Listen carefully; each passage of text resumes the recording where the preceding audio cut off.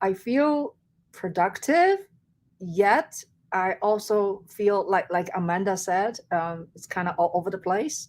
So I guess you can't have everything, right? You either just keep sleeping, keep the winter goes on, and then it seems like the spring comes on, all the flowers blooming, and then you're like jumping around. And I'm really, really happy that I actually, where I live, has a garden in the middle of the apartment, in the middle of the Manhattan. It's not that I think it's not that usual, for a huge garden in the middle of Manhattan. So I actually can go out and to walk around and to just do my office work sometimes in the garden. Yeah, so it's very nice.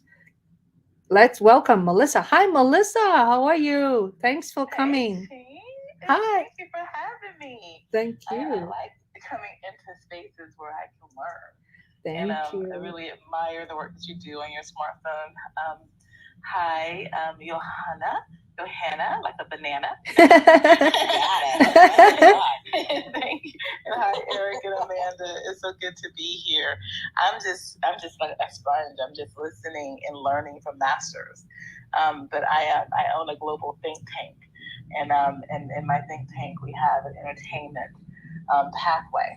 And so I work with the incredible Doris Douglas, and we have Bill, Willie Burton on our in our advisory council, who is a two-time Academy Award winner. And so I like to come and be a student in my family. If you think indigo, I'm the consumer, so that's my expertise. So I let the masters to teach me, and sometimes Ching comes in our community and sprinkles a lot of wisdom. So I'm just fascinated by the world that you guys are in and how it's innovating. Particularly with you guys being able to, Johanna, I was listening to how you're auditioning using that technology. And so I'm just admiring you. So I'm just going to close my mic and keep listening. Thank you. Thank you so much, Melissa, for joining us. And can you tell us a little bit about, do you use smartphone to shoot, or do you use regular camera to shoot pictures or video? Yeah, I use my phone for everything. Everything is on my phone. I'm most comfortable using it, and that's why I'm so drawn to the work that you do, and that you're able to shoot an entire movie of that high quality. Because that's something that I'm actually being encouraged to do, to tell my story and the story of our think tank. And so I'm just paying close attention. But I run my whole company, my whole firm, it's international. I run it from my phone. And computer was, am in DC for business for about a month. And I left my computer in my old home. And I didn't even panic because I don't even use the thing. Do That's everything from my phone. Yeah, that's And so I was awesome. like, yeah, That's I was kind of shocked. I was kind of shocked that I'm at that stage where I really use this for everything. And the cameras are so great. And I have an iPhone 11. I think iPhone 11. Long live I iPhone know. 11. I know iPhone 11. And so that's why I'm listening, and just I definitely have a note to put on my technology list the what do you call it, the stick that you Oh, the selfie selfie stick. stick. Yeah, So the selfie stick. yeah. So I have that down. I have the ring light. So where I'm staying, they actually have the ring light here, and so that's helpful. But I definitely need to invest in some equipment. So I'm like writing all these notes down. I'm so glad that I'm in this house so that I can become more enlightened. And so thank you so much. Thank you. Thank you for being with us. Yeah, so I I need to measure this. The self I ran through a couple of selfie stickers, and this one is uh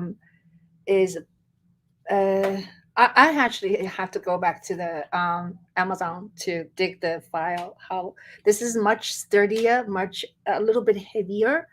Has let's see, one, two, three, four. Yeah, I can measure it with my rulers.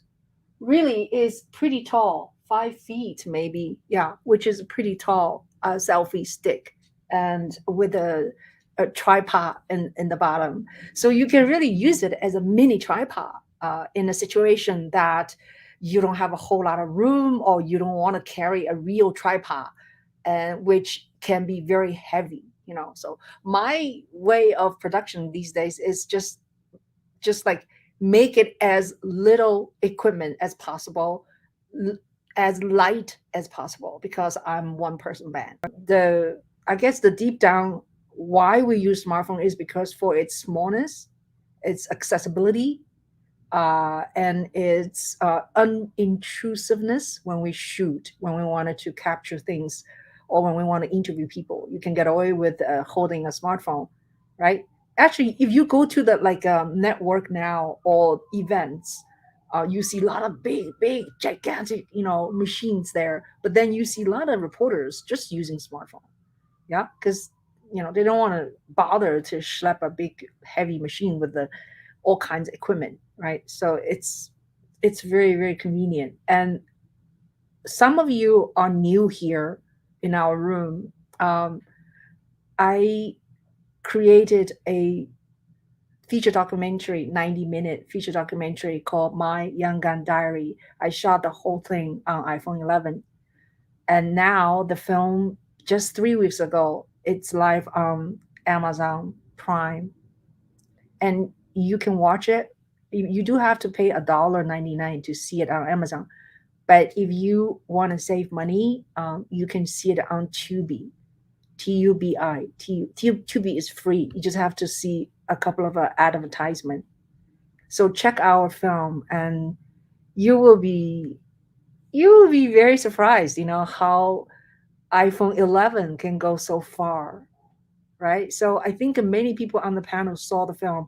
Johanna saw it. I think Eric saw it, and Amanda. I don't remember if Amanda seen it. And then Mark Wyatt saw it in film cinema. I think Ron definitely seen it. I'm not sure Ralph saw it.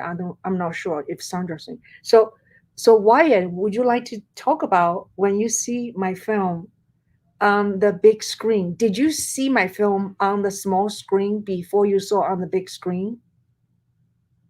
No, I actually didn't. In fact, thought about doing it that way, but then I purposely didn't do it. Not that I was being cheap, but I just decided that I was going anyway. And, I committed to you, I think, with, 2 weeks before. And I said, you know what? I want to see it the way a film is supposed to be seen, quote unquote, right, on the big screen. And of course, with the pandemic, I hadn't been in a movie theater in I think about a year. Last year, a year and a half, 2 years, I don't know, whatever it was. The last time I think I was actually in the theater prior to that was like September, October of 2019. Yeah, so because we all got locked down in March or April 2020, right? So yeah, it was a real treat. It was a real treat, Ching, and I've said before, and I'll say it again. Especially as someone who hasn't been in film school, I unless you're looking to nitpick,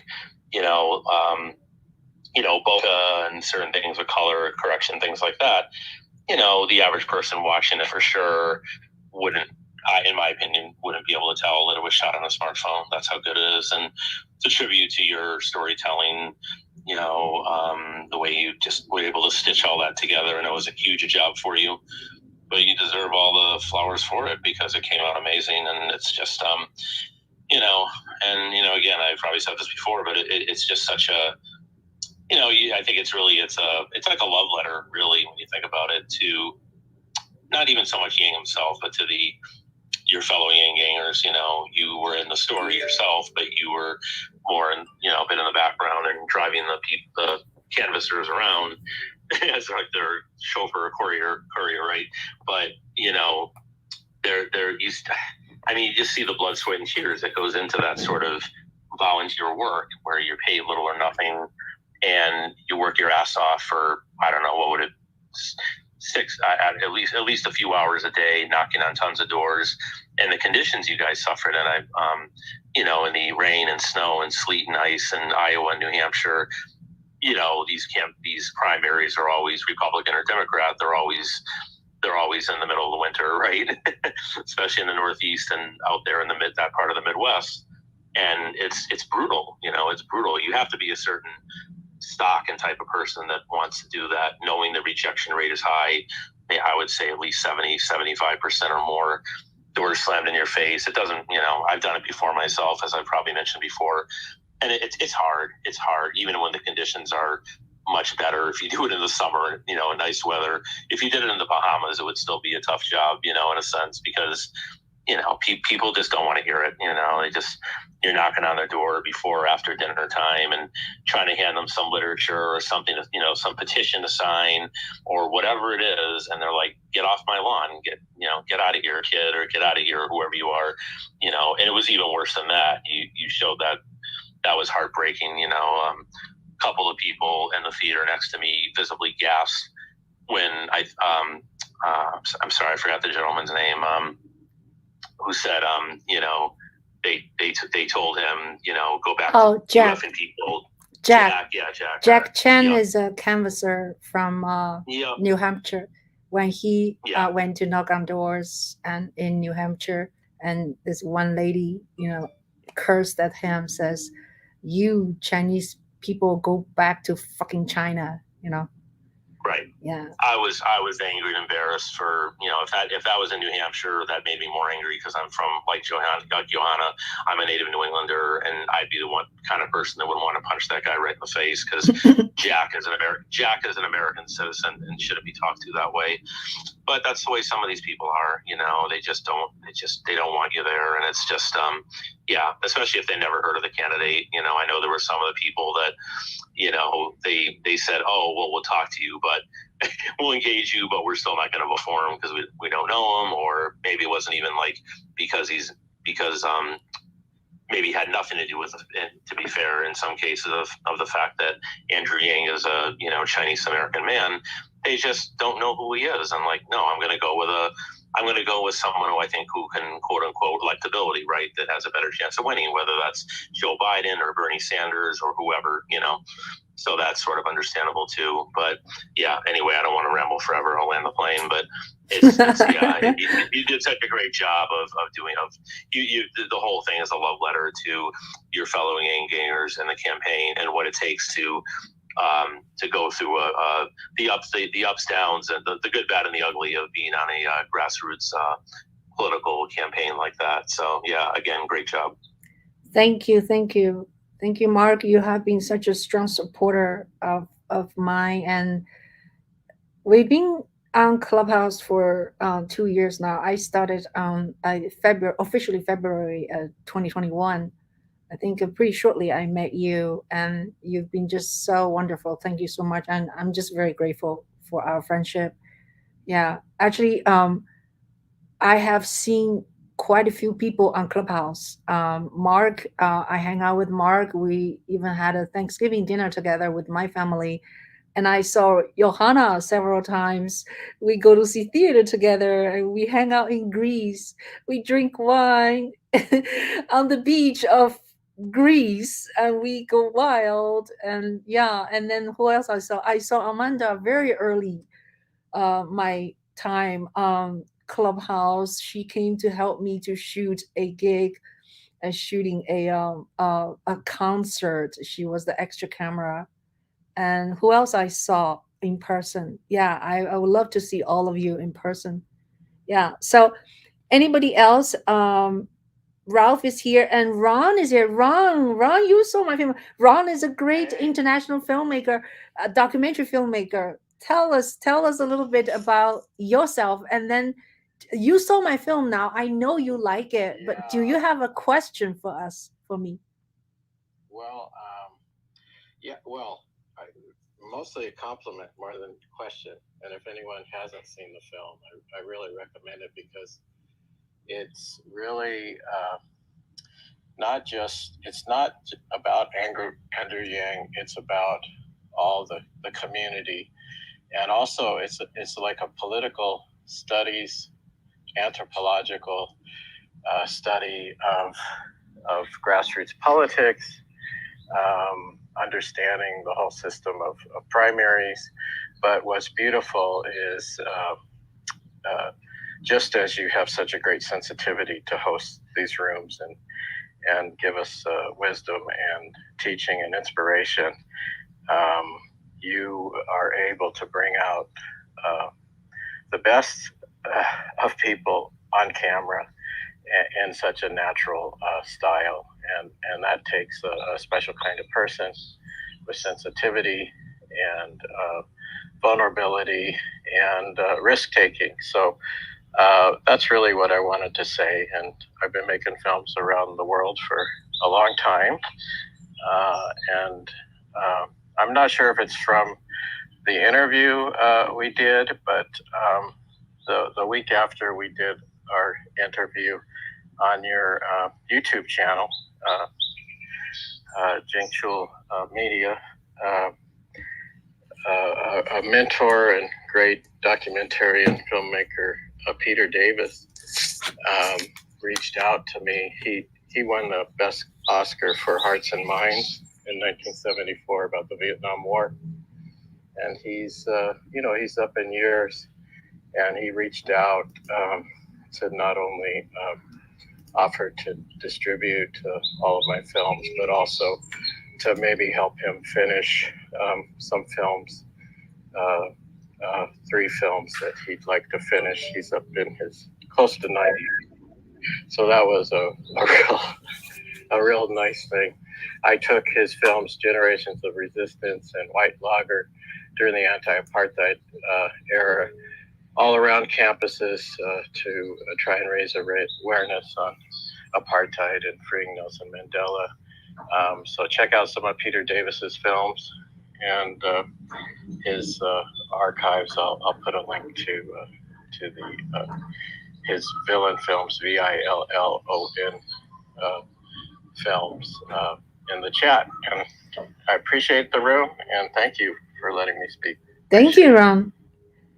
Thank you, Ron. You're wonderful. Yeah, check Ron's film and check his website. Why'd you put your website in the chat, and I'll pin it on top. By the way, if you have anything you want to pin, just put in chat first. So we'll pin our stuff on the top, okay? And maybe pin like 10 minutes or something. Yeah. Well, thank you so much, Ron. You're such inspiration, and you've been in this business for so long. For you to say you appreciate my way of filming, it meant a lot to me. And yeah, so I'm just kind of like a guerrilla style, right? And holding my phone 24/7 and stuck into people's face in a very gentle way, and sometimes in a very kind of a funny way, and they did not mind, and I also said to before to podcast interviewers or other people that the way I interview people, I am doing everything wrong, but it worked. I do not have a clipboard. I do not have a system. I just be with my people, with these volunteers. And then once in a while, when I'm having dinner or in the car or setting up a special audition, not audition, special interview setting. And then I just start to talk with them, and they didn't mind. And they also did not ask me, what is this for? It's very interesting because I think that at the time, Ron, at the time, I was just shooting video after video. I did not really think, oh my God, I am going to make a documentary out of this, right? I am going to do this. No, I was fascinated by these people, and I just wanted to capture them. And then every time I go to a location, I make a video. So you can actually see all these clips of small videos on my YouTube channel, which is called Juhl Media.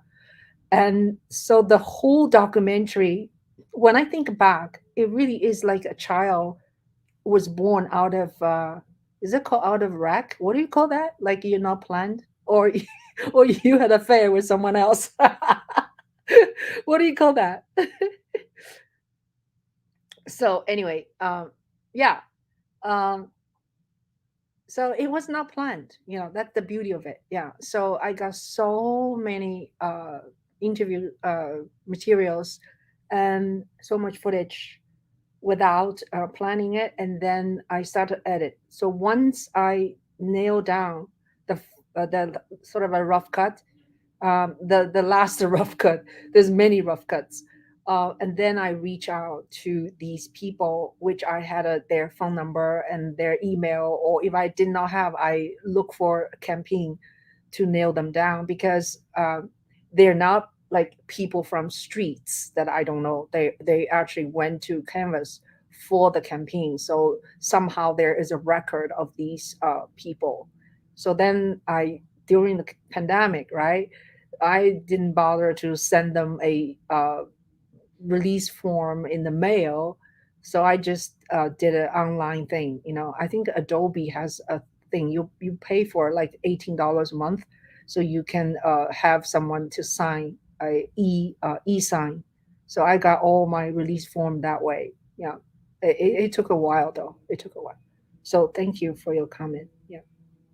Hey, we have more people coming here. Shirley! How are you, Shirley? Sandra, Rohana, and Vicky. So, hi, how are you, dear? I'm well, thank you. Thank you so much. I'm so happy you're still doing it. It's been a long time since I've been back on Clubhouse. Yeah, you have been you have been detox yourself. Tell us a little bit. Are you totally healthy now? I'm trying still. I'm still off of certain platforms, but just trying to keep it real, you know. Awesome. Awesome. Yeah. So, have you been shooting with smartphone this week? Every day, all day long, just like the trash in New York.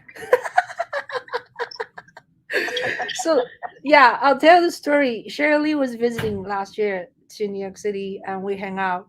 And you think I am shooting all the time? She was shooting, everywhere, including piles and piles of garbage on the streets of Manhattan. And that's very fascinating to her. I think she could not, see that kind of thing in Arizona, right? Beautiful mountain area, Arizona. The trash is not on the streets like that. Yeah. So it's amazing. And of course, then you see the rat, right, go by, and there's a kitty that goes by, and it's just amazing. Like, wow, New York City. Yeah. Wow, thank you. Yeah, so we haven't really done like a one by one intro. Since you're already here, can you just do an intro for us, please? Good morning, good afternoon, everyone. My name is Cheryl Lee. I am a video audio production contractor, meaning I do own my own video production company, CF Productions LLC, and I make commercials for companies. So I work with mid-sized to high-end organizations or companies that really need promotional video or HR video, training video. And that's kind of what I've been doing for the last 20 years or so. And meeting Ching here in Clubhouse has always been just probably one of the best things I've ever experienced in my life. I can't believe how awesome Ching is. I met her a few years ago. Is it a few years ago or last year? Last 2021 year. or 2022? 2022. And yeah. It was in a video production Clubhouse room, and she started talking about her documentary, My Yang Gang Diary. And it was so interesting because, we're talking about using your iPhone. And at the time, very few people were using iPhone to make full feature films or even documentaries. And here she was. And it's interesting because then, and maybe still a little now, that if you use your phone, some people will see it as kind of a not as experienced person making films, or amateur level, I guess. But there's a stigma when people say, I'm making something with iPhone. But when I looked at her film, her documentary, immediately I knew she knew what she was doing. It was the way she shot. It was the way she held this phone, the technique, and that's what it's about. Understanding your tools, and afterwards asked her, like, what was your experience? Like, you're not just coming off the street using iPhone, like just beginning. And she then explained her experience going to film school and having all this experience with cameras for quite a while while she was touring as a musician throughout her years. So after learning that and knowing what she knows, I just knew she's legitimate. She has this. She's not fake. She's utilizing the tools with what she was taught, and there it is. And that's what it's about: is you can make anything as long as you understand your tools and the composition and how to maneuver shots. I think the most important thing when you're using iPhone is understanding, again, its capacity, the storage, how long. So you're dealing with the heat, the types of elements you're shooting in. Is it hot weather, cold weather? Where are you storing your footage? How do you extract that and start editing it? Is it on your phone or are you using your desktop? So there's quite a few things to kind of break down when you're dealing with creating something. But even now, a whole year later, that I've met Ching, gosh, so many apps are out there that make it so convenient. They're not full in-depth editing systems on your phone, but definitely you can do a lot of really cool things. And yeah, TikTok and YouTube and Instagram are really making reels and videos such an everyday lifestyle. But yeah, I ended up having to get off one of the platforms because it's just sometimes you need a detox for sure. Just step away because I do this every day. So, but that's my little introduction. Sorry, I was long-winded, but I just wanted to express my love and gratitude for Ching and watch her. My Yang Gang Diary, it's amazing. And she does have this awesome scene in there. Your injury, which you're not. I don't know if you talk about, but when you fall and that happens when you're shooting, and then you have to deal with that as a filmmaker. And that was amazing. Like, ouch, you know what I'm saying? Yeah, you know how I felt. Thank you so much for your intro. That's very complimentary, and you are so talented yourself and professional women filmmaker and indigenous women filmmaker, and I'm so honored to know you. And we had an incredible Italian meal in my neighborhood, and I know how you eat now. This girl eats a lot, and she has to have two cakes, not one. But anyway, I had to try everything on that menu. You don't go to an Italian restaurant in a New York neighborhood every day. So I got to try everything. Yeah, that is one of the best restaurant around me. It's called Prestigious. I live in Upper West Side of New York, so check that out. It's a very nice kind of a laid back yet feels like you're in Europe, in Italy, kind of a decoration. And yeah, so it's very nice, small restaurant. I'll go back to how I felt. All right, so normally when we do canvassing, and hi, Dimple is here, Antonio, Vicky, and so when we do canvassing, I usually am the driver. I told you guys I'm the Uber. I'm like older than all of these people. I'm like I always joking I'm your mom. So I have a lot of sons, a lot of boys there, some girl. So I drove, and then they hop in, hop out of the car, go to, excuse me, canvassing. So one day there's a new person, team member join us. He's not really new, but he usually do not join my team. So he came into the car, right? He's a wonderful Altoro. Altoro is so intense. I think you remember Shirley or whoever watched my film is the guy he talked into the camera say, "Wow, how come you're not young again? Why not?" He talk. I let him talk for 2 minutes nonstop. Very intense guy. Excuse me. Let me clear my throat. So what happened was he joined our car, right? And then when we get to a location, he said, "Ching, come down, let's go." So he actually made me to step out of the car and to go canvas with him as a team and the other two boys on their team. So I was fascinated by him. I was looking at him because he was so good. The way he talks to people, the way he convinces people is so articulated and so it's just very convincing. And and then so I was looking at him, and then the next thing I know is my whole body just fell onto the floor of concrete in the middle of the Iowa City. Yeah. So I was there for like 5 minutes. I couldn't get up. They were all like, "Jane, get up!" So he tried to pull me up, but slowly I got up. So my teeth was chipped, my lips was cracked, my nose was cracked a little bit because my whole body just went like front. Yeah. So then Arturo They call that a face planting. face plant. Oh, that's wonderful. Face plant. Yeah.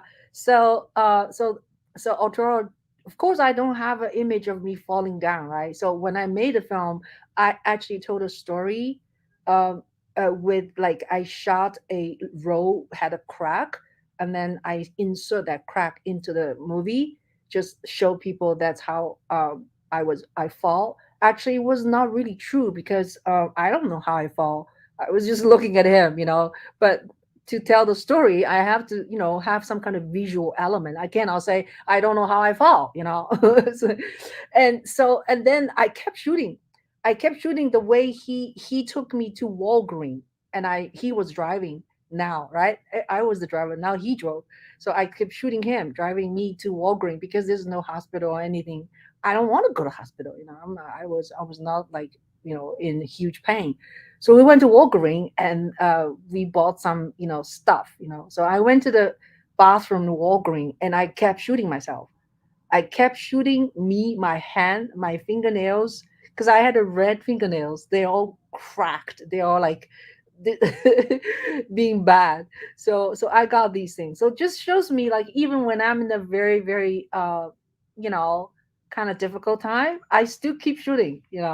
So that scene is in it. So yeah. I think it's just a testament of you being a filmmaker, like the blood, guts, and glory of doing this work. Like that's what I see, and I'm like, wow, she kept going, despite it hurts.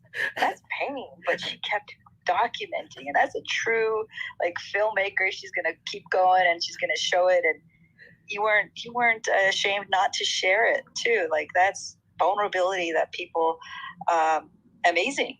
That's really awesome. So I just really appreciate it. Again, everyone, if you haven't seen her documentary, it's now on Amazon. It was on Tubi. Yeah. And now it's on Amazon. Yeah. Oh, great. Thank you. It's on Amazon. You do have to pay $1.99 to watch it, and but if you want to be cheap, like me, what? No, actually, I spend a lot of money to watch people's film on Amazon. Yeah, yeah, you can watch free on Tubi if you want to. Yeah, so it's interesting. Several shots, right? And then I went back to my car. I got a band-aid from actually the Walgreens employee was very nice. They just gave me a bunch of band-aid because I was looking for band-aid, and they'd say, "Oh, you can have some." So I just took some, and then when I went back to in the car, right, I put the one of the band-aid on my face. I look really awful. I shot that myself too. So I say, "Oh, that's I look bad." That phrase is in. So anyway, and also in several situations when I'm not always like had the best makeup, best hair, best skin. So I just sort of let it go. like the scene of me washing my hand with the blood, my hand looks really wrinkled, and it's also because it's in the winter time, right? And I am kind of old, so I was like, oh, that's so wrinkled. I wish I have an app, I can make my wrinkle, smooth it away. There is. If you have the Adobe Suite, you can get the Photoshop camera, and there's a skin filter that can smooth out your unwanted. Really? In video? In the video? Yeah. So if you have Adobe Suite. Okay. You have in the option you can download an app, the mobile app called Photoshop Camera, and then there's filters on the bottom called skin softening. Oh, okay. And you can like get rid of some of your wrinkles and just smooth out your skin. Oh, okay. Now I know. Now I know. We'll have to do a Zoom. I should show you. Okay. Some of the apps that I use. Yeah. Thank you. All right. So thank you so much. Enough of me. Yeah. Thank you. Yeah. What are you saying, Maya? I was just gonna say they used to call that the magic of Hollywood. Now these tools, just like the smartphones themselves, these tools are available to just about anyone, whether it's filters or the kind of editing software, tools or software that Shirley's talking about. So yeah, yippee-yi-yay that we live in these times, right? I just want to say welcome back, Shirley. We definitely missed you and glad to hear you're feeling. Yeah, welcome back. Okay, can we move on to Rihanna? Patiently waiting for. Hi, how are you, dear?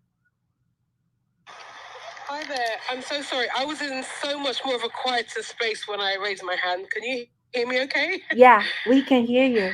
Yes. Oh, good. I just had a quick question. I haven't had the privilege of seeing your film yet, but I will definitely be watching it. But it was a question, really. So once I've watched it, I'll have more of an opinion on it. But I'm obviously fascinated that you've made a whole documentary on an iPhone 11, I believe you said. But I was wondering, is that the phone? Is there something special about the 11? And have you compared it to any of the later models? Because I'm looking to upgrade soon, and I was considering getting a phone that I can double up as a camera to shoot. So, yeah, what were your thoughts on that? Yeah, good question, Rihanna. Before I answer you, can you tell us a little bit about yourself? Oh, sorry, yeah. So basically, I'm a writer, filmmaker, up and coming. Made my first film recently, which is going to be hopefully coming out in the next few weeks. It's been in post-production for a very long time. Acting. So yeah, I've got to wear a couple of hats at the moment, and I'm just about to get on a bus, so I'm going to have to put it on listening mode. And once I get off, I can speak again. Yeah, thank you so much for joining us. Yeah, to answer your question, I didn't really have a plan of using iPhone 11. That's 11 Pro.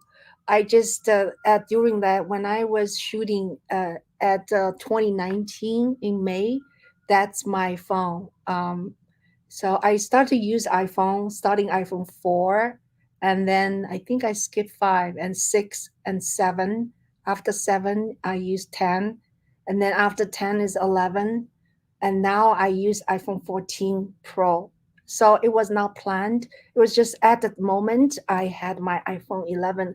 But I need to also clarify that when I had iPhone 11, I kept my iPhone 10 as a second camera, and also sometimes use as a GPS when we were out driving around in the middle of nowhere. So so in the car also, I drove a lot, and not only just the canvassing, but I drove from New York to Connecticut, from New York to New Hampshire by myself. So I'm always recording. So I will set my phone one facing outside, mounted on my dashboard, uh, the other facing myself or in people inside the car. So I can, in any given time, I can just push the button and record both ways. So that's how. Yeah, I don't know if I answer your question. So it was not intentionally designed.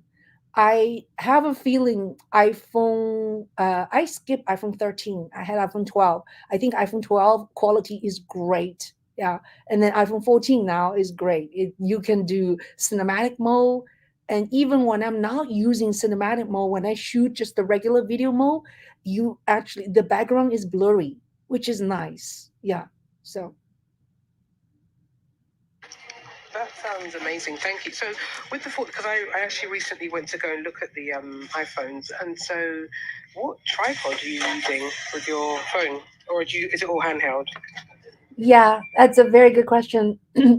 I have been using conventional camera for a long time before I use iPhone. Yeah, I so the story, I don't know, some of you heard. I'm a musician actually. My first profession is a classical trained violist. Of course, violists play violin first, and so in 1988 I went to an international viola competition in Brazil, actually, in the middle of the nowhere in Brazil.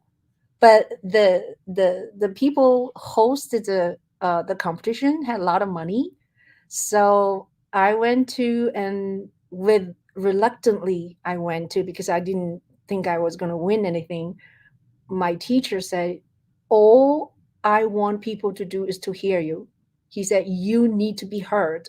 Don't think about winning or losing. So I went, and then I took home $10,000. That was 1988, okay? Don't tell RS. Oh, I used some, bought some gifts there. So, because you cannot bring in $10,000 into United States, you have to report. But we, like, several of us, we won, and then we spend money over there. And we went to with the market, flea market, bought some useless things. But anyway, the point is, I started to shoot since 1988. I used that money, bought my first camera, video camera. So back to the tripod issue. Okay, I can hold my phone very, very steady for a long time. I would only use a tripod if I am shooting, say, a still presentation. Someone make a speech on the podium for a long time, then I probably will put a tripod there. And I use a very light tripod. It's on my Instagram. When you go into my ground, you can see called smartphone video. It's inside there. The brand is this Italian brand called Manfrotto. It's a Manfrotto. It's a very cheap one. It's only, I think when I bought it, it's $69. Yeah, and it's around that price right now, 69, 72 maybe. The good thing about that tripod I like is the screw where you screw inside into your camera. It's just a button, so it's difficult for me to explain right now. I can get it from, it's right over there. I can get to show you on my, I'm right now talking to you on my YouTube channel as well, so you can see me talking to you. Yeah, I'm recording us. So then sometimes I just use a rig, RIG rig. That is a very cheap equipment, $20. You clip in, and you can put light on top. You can put microphone also. You can put like one, two, three, at least three accessories on it, and you can hold it. It's much comfortable holding that thing than holding your iPhone. Yeah. So I will just do multiple. I do not. One thing is, I feel a little handicapped that I did not find any use of using gimbal, like Ron didn't think of this too. So I think my problem is I just find it so difficult to use, and why would I need to use? Why should I pan? I don't like to pan too much, If I don't have to pan, I don't pan. So gimbal, I guess, is mostly for people wanted to panning, right? And so yeah. So did I answer your question? Sorry, dear, I talked too much. No, I've loved listening to you, and it's only because I'm out on the street and I'm rushing to catch the store that closes in 5 minutes. I'm drinking in this information, and I'm definitely going to find your YouTube channel, and I may follow you already on Instagram because I feel like I've heard you in a room before. But just fascinating information, and yeah, I'll definitely keep following you and keep in touch. But yeah, Thank really you. helpful. Thank you. Thank you. Yeah, you can see that the several equipment, like 7 equipment on my Instagram, on the highlight. Yeah, it's under smartphone video production. Yeah, and that I owe that. I really like that tripod. It's not for heavy machine, all right? It's only for light smartphone, and you can't really pan if you try to do some fancy stuff. But it is the lightness. I can stuck into my backpack. I can pull out my phone immediately, and it goes on and off very quickly without screwing. Okay, I think I should go get it. Okay, so talk among yourself. I'm gonna go get equipment, and I'm gonna show on my screen right now, so you know what I'm talking about. Okay. So in the meantime, I had a question Dimbo! Hi. I had a question for Shirley. I know you shared. I just wrote it down because I have some videos that I am, doing a podcast for a client, and I want an easy way to share them in terms of if there's a way to, like smooth the skin or just make them look like slightly filtered, so they just fixes like the quality of like the lighting and things like that. The one that you recommended, I wrote it down, and you said Photoshop camera app, but is there like a desktop version, even if it's a paid, but something that's simple to use if you don't know how to use Photoshop, to do something in terms of editing where it will make the video, like the skin look smoother, things like that? Hi, Juhl. I got your question real fast, but can I give me a few minutes? I have something that just happened, so no worries. Hold on. No worries. Take your time. Okay, Dimple. I have been using an app. It's a Chinese company. Although you don't have to be Chinese to use it, it does. I think it does have English language on it. It's called Meitu. MEITU. Meitu is free most of the time. If you want to fancy things, then you have to pay for it. So I have been using it to make a lot of things, like to brush off, make my photo look more smooth skin, cropping things. I also use Meitu to do all my what do you call thumbnail on my YouTube channel. You guys check my YouTube channel. I'm very serious about YouTube channel, Juhl Media. So when I do interview to people, I make one form now. Like say if I interview Dimple, I'll my picture and your picture, two pictures, and then I just put an interview Dimple, and in a very yellowish thing, and so very uniformed. Uh, Nothing too sexy, but Meitu has a lot of what do you call not platform, pamphlet. Also, Meitu, you can drag your short video. I don't know how long your video. You can drag your video to do cropping. You can make your horizontal video become vertical, and you can brush your skin definitely, and you can make it all kind of a different filters. So try Meitu. Let me know how you feel. Thank you. Yeah, you're welcome. So Videos to yeah, go ahead. like 30. Go ahead, dear. Yeah. Yeah, is it good for like, videos that are longer, like 30-40 minutes, or only for like short form content? I don't know, because I just use Meitu when I do a video, like for the short ones, like when I do Instagram or TikTok, when I have to make it uh, a little bit better, I just use Meitu. I just never really use the Meitu to do a long, because yeah, I don't. So, but that does not mean you cannot do it, So I haven't tried. Okay. Hi guys, I'm back.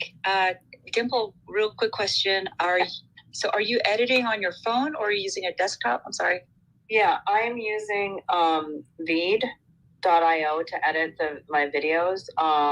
I'm also using Descript first because it's for a podcast, so there's like a multi-step process. But I'm using like Descript and I'm using Veed, and I'm doing it on my desktop. Okay, so the tools that I use are mostly all Adobe, and that's my area of expertise, I suppose. The other apps I'm not very, or software I'm not very familiar with. What I do understand though, and what I'm learning, especially with your mobile apps versus your desktop software, right now,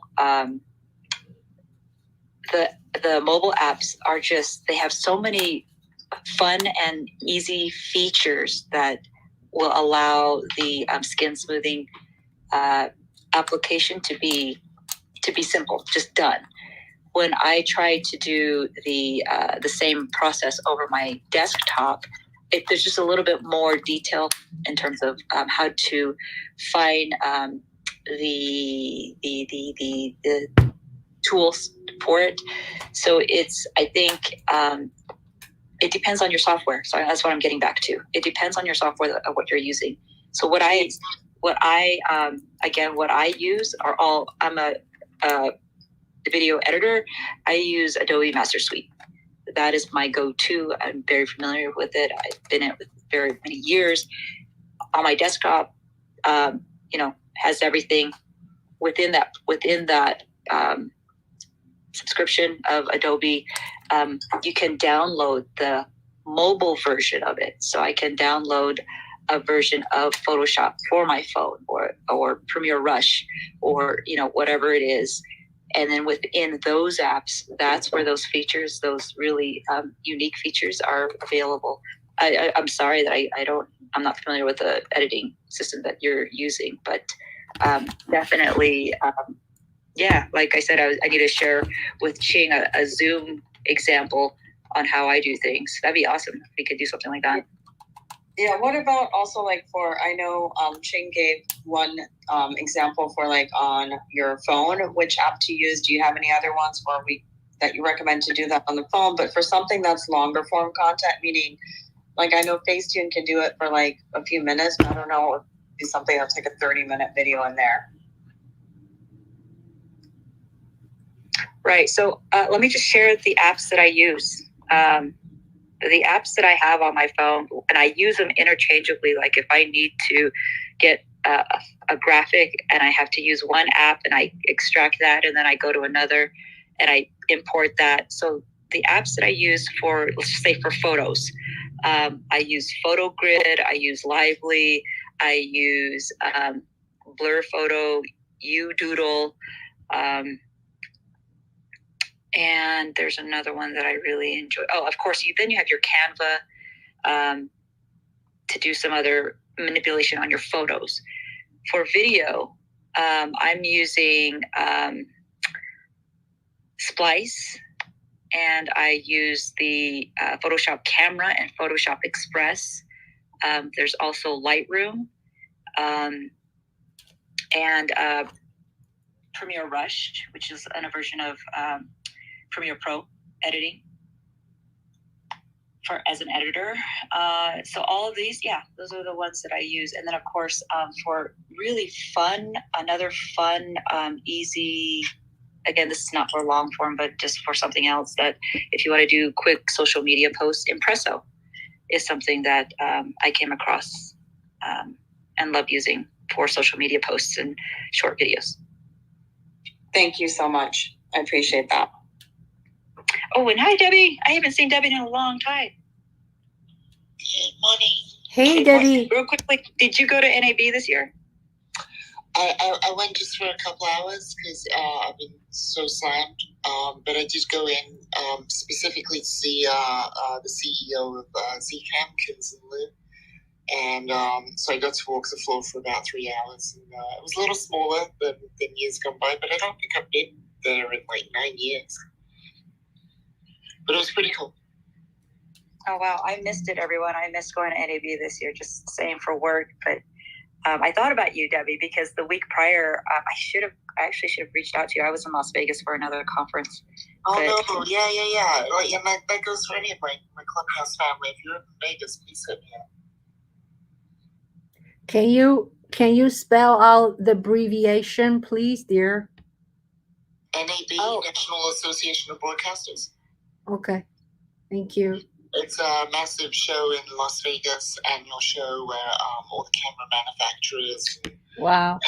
and film equipment manufacturers go and display their wares, and you can see things like, SUVs with Russian arms on top of them, and all the latest and greatest toys, and you can meet the people behind the companies, which is really cool because you get to let them know what as a user, what you like, what you don't like. And it's really important for manufacturers to have that time with the customers as well to get feedback.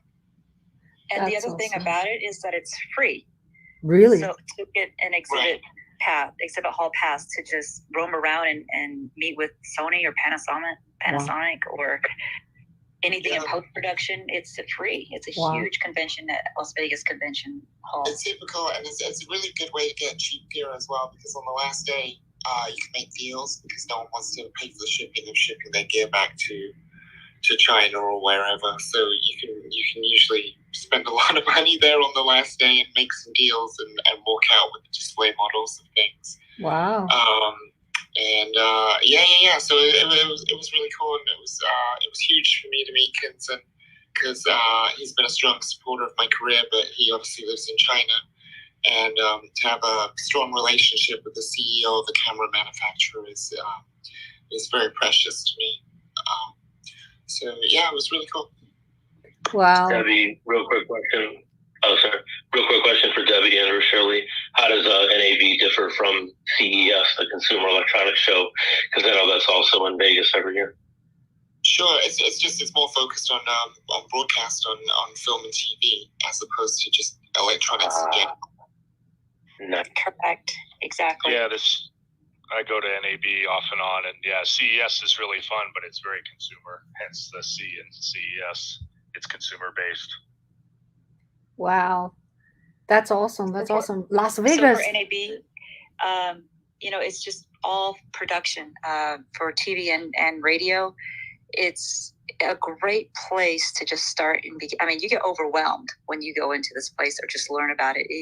It's amazing. It's like if you're really into this, you geek out because there's just so much to see, and the experience. They're there to share free information, and it's specialized. So each hall in the Las Vegas Convention Center is dedicated to pre-production, production, and post-production, and you can have your gamut of different people and styles to talk about, what you're doing, even the most recent is social media or podcasting.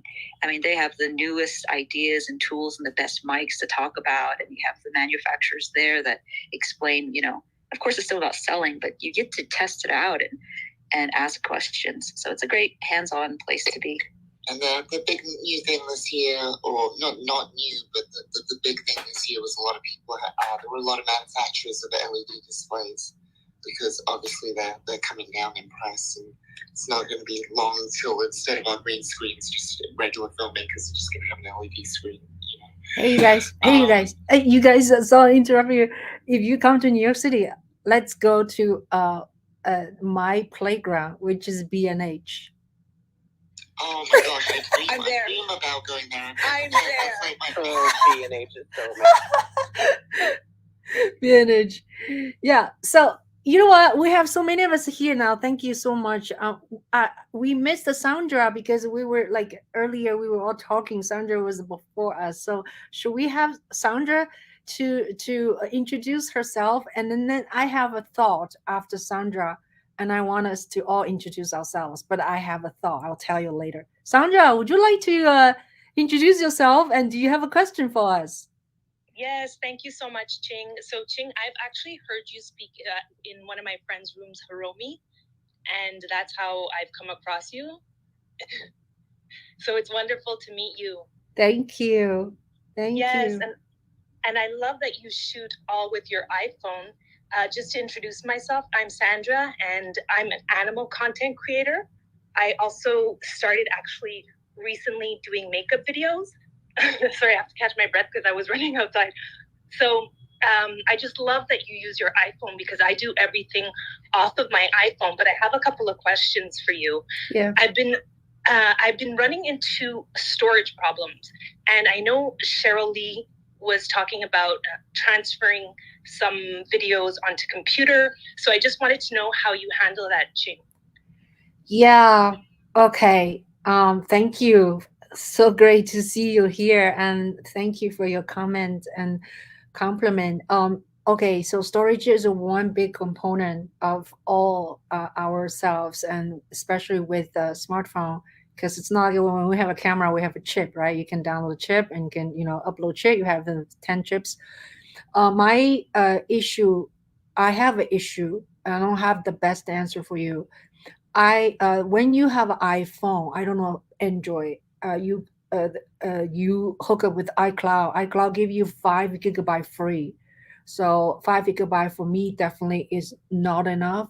So I buy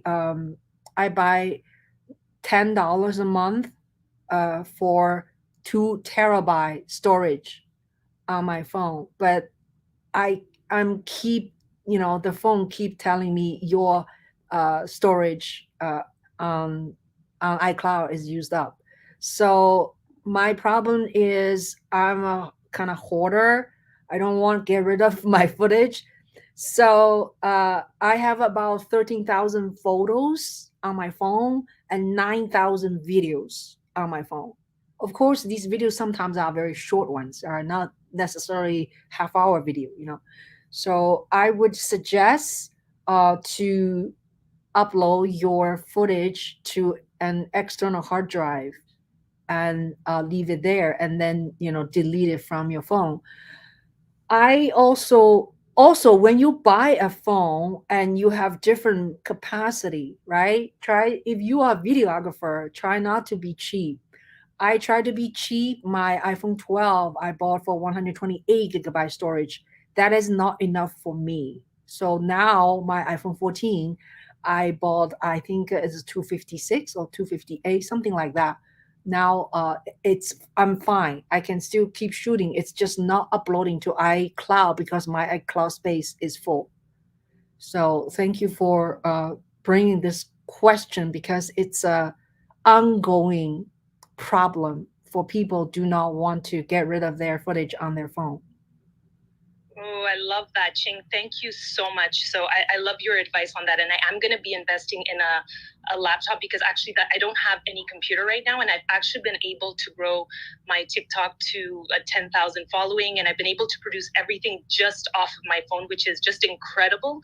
But I feel that I've hit a wall, because I want to start doing YouTubes, because I started off doing my animal content creation, and then it kind of developed into me doing makeup tutorials. And when that started happening, the video footage just started getting heavier and heavier.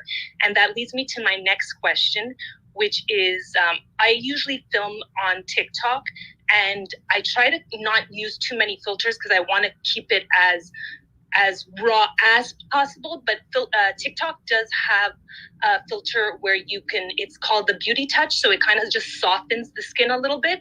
And so it's not a filter, like, because they have different filters, but it's more of a beauty touch softening filter. And I was curious on your thoughts, because eventually I would like to start doing YouTube, but that would require me to use my phone and film horizontally as opposed to vertically, which I'm so used to filming everything vertically. So that's already going to be a challenge for myself. And another thing that intimidates me a little bit about going onto YouTube is that I would have to start filming on my phone with no filter, nothing, which is going to be a little more just a little more intimidating. And I started testing it out a little bit, and it does work, and I could do it. But I like that at one point Cheryl Lee was talking about that you can do that there's an app where it helps soften a bit the skin, so that I could maybe edit it that way and post it onto YouTube. So I wanted to know your thoughts on, is that okay to let's say, for example, I start doing YouTube videos and I use an app where I can soften the video and edit it a bit before I post, as opposed to keeping it completely just raw. I wanted to know your thoughts on that. Thank you. Thank you, Sandra. Does anyone have any input you want to answer before I pitch in? Are these hey Sandra, nice seeing you again. Are you talking about live streams that you want to do, or these are just shorter long form videos you're talking about? It would be, let's say, 5-minute makeup tutorial videos, something like that.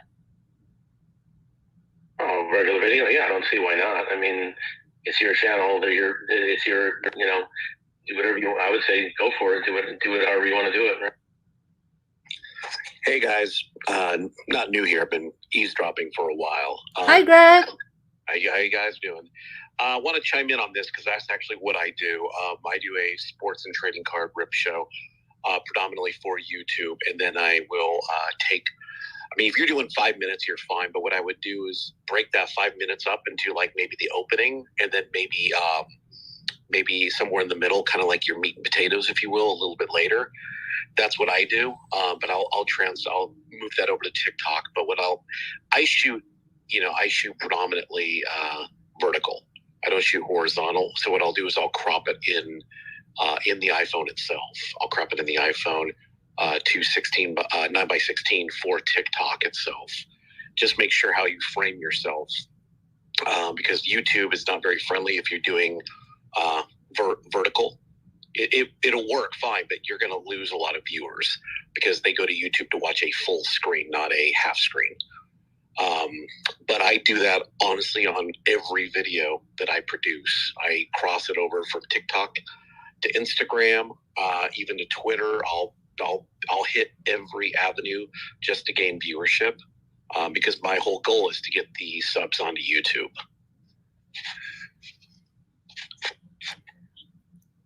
Awesome. Thank you for that, Craig. If you don't mind putting your channel in the back channel, I'll check it out. And if I have any questions, I'll ask you. Thank you. Oh, yeah, definitely. I appreciate your input. Awesome. Yeah. So Craig just hit the jackpot in terms of horizontal. So when you want to do YouTube, it's horizontal. Unless you want to I do YouTube Shorts now almost every day. And the more I do it, the more comfortable I get. And on YouTube, you can also choose a filter when you do shorts. And I, of course, TikTok, I do a little bit TikTok as well. And you can put filter. But when I shoot video and when I post on YouTube as a video, I have not used any filter yet. That does not mean there's no filter out there. I just haven't really. I could, I guess, after I use iMovie to edit many of my videos on my phone.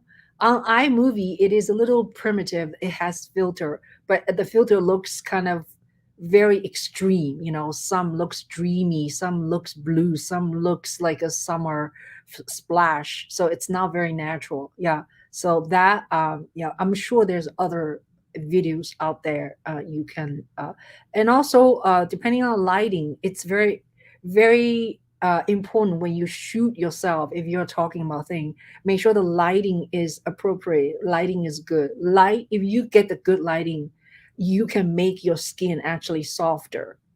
Yeah, if you are under light, your skin can look a little crumble. So I found myself when I'm overexposed, not that I want to be over, because I'm sitting here doing talk right now. Even right now, I'm talking on StreamYard and with you guys. When there was a lot of sun, my skin looks really, really smooth. It's because the overexposure. So you can play around with your lighting, maybe have a soft, they call soft box kind of lighting, and to video yourself. Yeah, it may help. That's absolutely right, Ching, your lighting. So I think it's great that, there's all these nice apps or filters, but after a while, that is, it can almost be like a handicap to constantly focus on these filters to take out your wrinkles or your uneven spots. It's making things complicated in a sense. I understand, especially in the beauty industry, that's what it's all about. I mean, the whole photoshopping out stretch marks in our dimples and everything. It's there, but it also takes away from what the story is about. I think that's, as filmmakers, we're constantly focusing on what are we trying to help our audience take away from this. And it depends on what industry you're in and what you're trying to get at.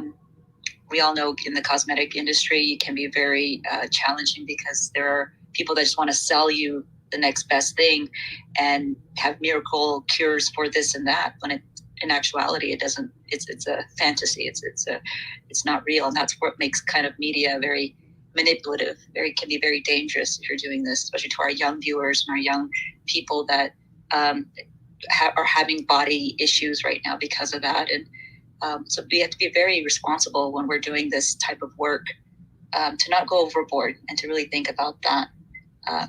There was another thing I was going to suggest with your storage situation was, and I'm not sure if anyone else has done this, but if you've had an external, if you have iPhone, an external USB flash drive that can plug into your lightning port of your phone and take off videos that way. That's actually one, I've tried that before, and it really depends on the flash drive that you buy. Some are just meant for photos. There are others that are getting better that can be used for video. So you can extract your media off your phone easier instead of going through like your iCloud or your photo gallery in your desktop. And then don't be cheap, for sure. This business is very expensive for that reason. Once you start going, you get what you pay for. If you're going the cheap route, you might get a cheap, result. So that's why, you have your standard good laptop, sturdy. It can hold, a certain amount of media. It's very important that stays, that you have that in your mindset if you're going to get into this business. And there was one last thing I was going to add, and I completely forgot what it was. But yeah, Ching, you're right. Use good lighting, and then you don't have to put a filter on. Yeah. I found that sometimes my lighting is a little under, and I look older. But we're always constantly conscious about how we look, and sometimes, like you said, Shirley, is very true. Maybe once in a while, just show who we are, right? Because that's the truth. Because otherwise, we see each other on Clubhouse. Of course, it's mostly audio, but if we ever see each other in person, and it's gonna reveal anyway, sooner or later. So, so anyway, yeah. So I totally agree with you. Yeah. What do you say, Wyatt? Oh, I was just gonna say I believe the thumb drive that for Sandra that Shirley's referring to, SanDisk, the same company, SanDisk, same company that makes storage, micro SD storage cards, makes a thumb drive for iPhone. I think it's reasonable. Last I checked, it's like 128 or 256 gigs, and I believe it's like about $100, and you can find it on Amazon or at B&H. So you want to just make sure your phone is charged before you use it, because it plugs in. The only plug on the iPhone, it plugs into the lightning port at the bottom. So yeah. Hey, everybody. I'm sorry. No, so sorry, Sonia. I was just going to say one last thing, which is thank you so much. I really, really appreciate the room and all of your advice. And Shirley, I was looking into what you spoke of the flash drive, and that is something I'm going to get. And eventually I will get a laptop. And I'm assuming once I have the flash drive, what I've removed and posted into my flash drive, I'll be able to re-access it and put it in my computer and access it. Correct, Shirley? Correct. So it has a lightning port on one end, and then on the other end is a regular USB, or right now you can even get a USB-C depending on the laptop ports that you have. Amazing. Thank you so much. I really appreciate your advice and all that. And just to speak a bit quickly about the whole filters and that, and I am very cautious to not to not use those, because some of those filters, they really completely transform your face on TikTok, and especially, which is fine if people want to use them, but when I'm doing, let's say, a tutorial, I don't want to use those. However, I do think that the Beauty Touch filter, I enjoy using it, and I also I have a duality between this whole topic, because I also think that if certain filters give people the encouragement to send out the message, then that I think that there's a purpose in it. So I would hate to see also someone perhaps not going onto putting themselves out on video and feeling like, well, I have to go raw, and maybe being like, forget it, I'm not going to do it. So I have a duality between, you know, perhaps if filters is giving the courage to have some people speak out, I think it does have a place. But I do agree that not over filtering where you get people confused. So I just wanted to chime in on that. But I do agree also with what you were saying, Cheryl Lee and Ching, about getting that proper lighting and trying to have everything like as most natural to really get that soft skin and feeling confident. So I really appreciate all of your feedback. Thank you so much. Oh, I remember the last thing I had forgotten, and thank you, Sandra. You're doing great. Everyone's doing great when they're asking questions, and this is so fun. But I forgot to mention, I think you and Craig, Sandra, were talking about your vertical and horizontal on YouTube. If you do use that option to shoot vertical, and you want to transport it again to horizontal through YouTube, and Craig was talking about cropping it, you have to shoot at a larger size. So at 4K, because when you cut off the top and the bottom and you make it horizontal, you know, it'll zoom back in and it'll come back to a 19 by HD size, 1920 by 1080. So anytime you're going to crop, make sure you are centered, but you're going to have to shoot larger size in a vertical so that when you do crop, it'll be an HD format size for YouTube. That's a good note, but also too, what I would suggest too is if you know you're going to be outputting to TikTok or even Instagram stories or anything like that, there's nothing wrong with having a little black on the bottom and top if you're going to put notes on it. Like if you're going to say, you know, that way it's not covering your video feed, but if you put at the top, like, you know, Mary Kay, I'm just making up crap, Mary Kay red blush up the top. That way they see an actual title on there, and you'll have that room to almost like a buffer for you to put GIFs and titles, and it'll still feel authentic to the 9:16 format. And remember, though, the more larger your video is in 4K, 8K, the more storage you're going to need. It all comes back down to that. So it's a fine line to understand all your tools and what your capacity of your storage is and what you're using and the software. So there's a process, there are steps. And I want to add something. Oh, sorry, dear. I want to add something that I had experience of. I have a lot of videos I shot horizontally. If that video, say, for example, it's my son playing the viola, right? If it's a sort of a mid mid shot and a little between mid and full shot, you know, long shot and medium shot, you can actually bring that video into horizontal. Yeah, no, sorry. You can bring a mid and long shot, mid shot combination of horizontal into a vertical. When you export into YouTube Shorts, it automatically just cut into, but the image has to be in the middle because they don't let you removal around. They don't let you go left or right. It's just the middle. Does it make sense? Yeah, that's why I was a bit confused by Craig's approach, which is to shoot vertical and then crop down to landscape, because on YouTube, that's where you have the highest resolution. You don't need that resolution on a phone, so I don't get the logic. I would assume everybody would shoot in the highest res in landscape, so you can put that on YouTube and then just crop in vertically for you to output your TikTok. That's what I mean. Oh, sorry. Okay, that makes total sense. Yeah. Okay. I think everybody misinterpreted it. Yeah. Thank you, Ralph, for saying that, because I was confused a bit when Craig said that. You know, I shoot everything landscape. I come from the film world. The whole 16 by 9:16 thing really kind of gets on my nerves, but I get now, especially with content creators and things like that, where it's like I do some stuff on the side where, you know, it is for TikTok or Instagram for a job that I'll use CapCut for and stuff like that. And the whole reason why is they wanted to seem authentic for a TikTok viewer. And so me shooting, landscape is kind of an issue. but I do have I do set my camera up. I shoot, besides my iPhone, I shoot the Blackmagic and my Panasonic's cameras, but I'll shoot, depending on the project, I'll use different cameras. But when I do need to go really raw, I'll use my Blackmagic. But if it's a run and gun, and if it's like a cheap job, I'll just use my iPhone like normal. Awesome. I wanted to mention I pinned Debbie's movie on the top.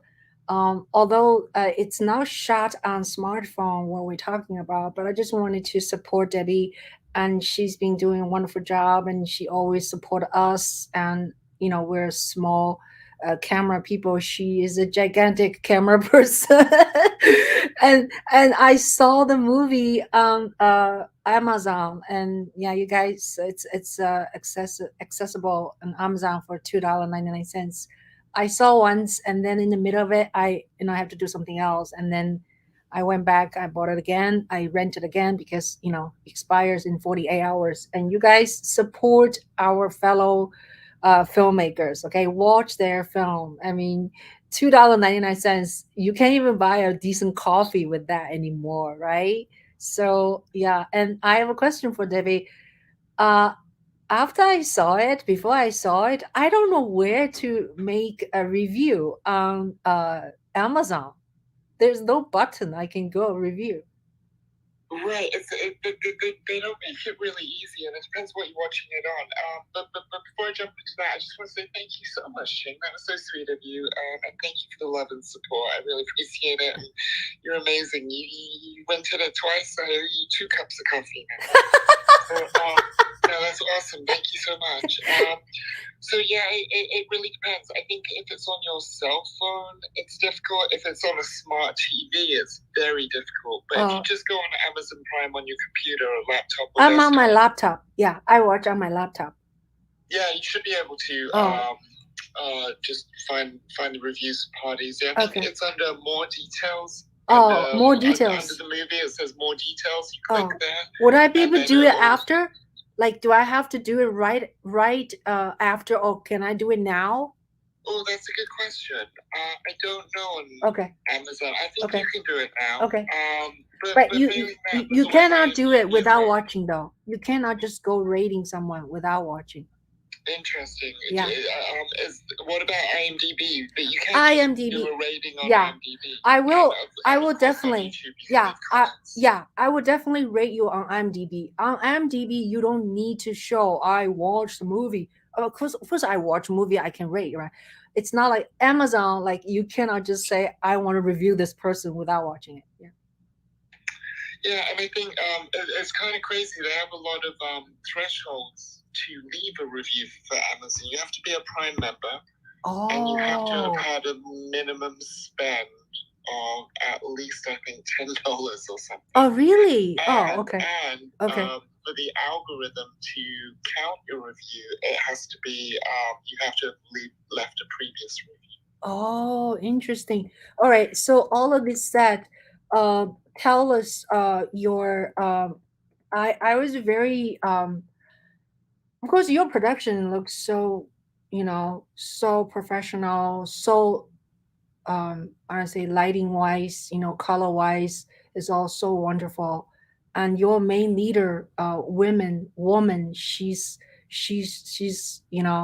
amazing.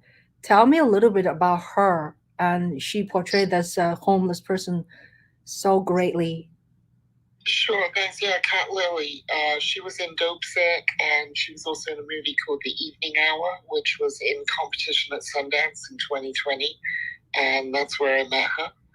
And I went up to Sundance to this kind of like satellite event going on, and I went to pitch this short movie that I was working on, and I played a rough cut of it, and no one in the room got it. Everyone was like, I don't get it. And she was the one person in the room that came up to me, and she was like, oh my gosh, I love it. Negative space, yada, yada. And I was like, oh yay, my people. And so I actually wrote the movie, the role in the movie for her, because after Sundance, we were like just fans of each other, and liked each other's energy and wanted to work together, and so I wrote the part for her. Wow, that's amazing. And actually, the male lead, Nick Roylance, we've been friends for years, and I wrote the part for him as well. And he's currently in a show on Netflix that's number 3 in Netflix in America right now called Florida Man. So we're really proud of Nick, and it's awesome for us that our lead guy is in a number 3 Netflix show right now. So that's cool. Awesome. I have a. Sorry. I am just maneuvering around, and finally I found it. So I went back to Move Me No Mountain, right, on Prime, and then when I click first under your movie, say it says details. I click details, and then I click rate this video, and then comes up this page. It's called Create Review. Okay, and then you can give the stars 5 star, and then you can add a headline and add a written. So I will do that definitely. And I remind you on IMDb, you have to write a review is 600 characters. They have right. There is no word limit on Amazon, but on IMDb there is for sure. Yeah. It's interesting, all these review sites. You know, for like Rotten Tomatoes, if you don't have a theatrical release, you have to campaign for a Rotten Tomatoes page. It's the weirdest shit. Wow. Yeah. And then they have like a list of approved reviewers, and you literally have to wine and dine them almost. And get them to review your movie and stuff. We have a PR company working for Move Me No Mountain that starts next week called Raccoon. And 2 of their main focuses is campaigning for a Rotten Tomatoes page and a Wikipedia page. Yeah, very interesting. I wanted to just talk about, now that we talk about review stuff, and then it's okay. So filmmaking is not easy, right? It's not easy from the conception idea first, and then from what kind of equipment you have, from budgeting, from storytelling, from writing script, from getting actor and shooting, and then editing and post-production, you name it. And then after all this, right, distribution is one of the also most daunting tasks we have to facing now. Debbie's film is on Amazon and some other platform, and my film, My Yangon Diaries, on Tubi and also Amazon. Our work is never finished yet. We need to. So once it's on Amazon or even Netflix or any of the stream platform, getting audience is another daunting task. We need to continuously develop audience, marketing, and unless you have gazillions or thousands of dollars, you hire a publicist, which I don't have. And so I am still continuously telling people my film and begging people to write reviews and ratings, right? So the whole spiel seems like never ending, Debbie. It does, but I had to say this to my team. I had to say, going into this, like with Move Me No Mountain, it was my first feature film, right? So even though I was pretty experienced as a filmmaker going into it, I said to my team, there will never be a film that we have to put more effort and energy into marketing ourselves than our first film, because it's our first film, and in my case, I chose the toughest genre, suspense drama, and in my case, I have a soft cast, meaning no one mega famous. So with all those things, and also the kind of distribution company that we went with, we went with indie rights. While they're really transparent and are really good with their accounting and support and everything, they don't really do the marketing for you. But they don't charge you any fees for that either. So we decided to go that route, knowing that this would be the most energy and effort that we'd ever have to put into marketing a movie. And so knowing that, we know it's just going to get easier because we're working in bigger budgets and more popular genres, and so we're gonna, you know, bounce around with different distributors and see how things go. But right now, you know, it's my producer kind of handles the social media. We have a part-time social media person. Of course, I got my assistant AJ, manager Zachary, and then a publicist and a PR firm. So it's a lot, and but luckily we're hiring people to do those things, and we built all this into the budget of the movie. You know, this is we knew all this like a year ago. Yeah, that's awesome. You have a team. That's awesome. Yeah. And so from the whole process from beginning to the end, there's no end. Which part you found is the most challenge? Well, I think with the first movie, the most challenging is just making that leap, right? Getting that first money in, or making that decision to actually fucking go for it. So it's that first, you know, with the first. I mean, there's so many challenges. Everything's challenging. It's challenging every day. Every stage of it's challenging. It's insane. But I think for any first-time filmmaker, it's probably that first initial getting over that initial hump of how do I get this going? Because there are so many kind of like horse before the cart situation, or cart before the horse situation. Like for example, when you're starting a movie and it's your first movie and you want to get investment money in, but you need a contract to give your investors, but you don't have a contract because you don't have a lawyer, but you can't hire a lawyer because you haven't got any investor money yet. And it's like, which do you do first? Like, so, and of course the answer is everything, everywhere, all at once. Right. So I think that initial hump of getting into it is probably going to be what it was for me, but it's going to be for every filmmaker the most tricky part. But then after that, it's just all difficult.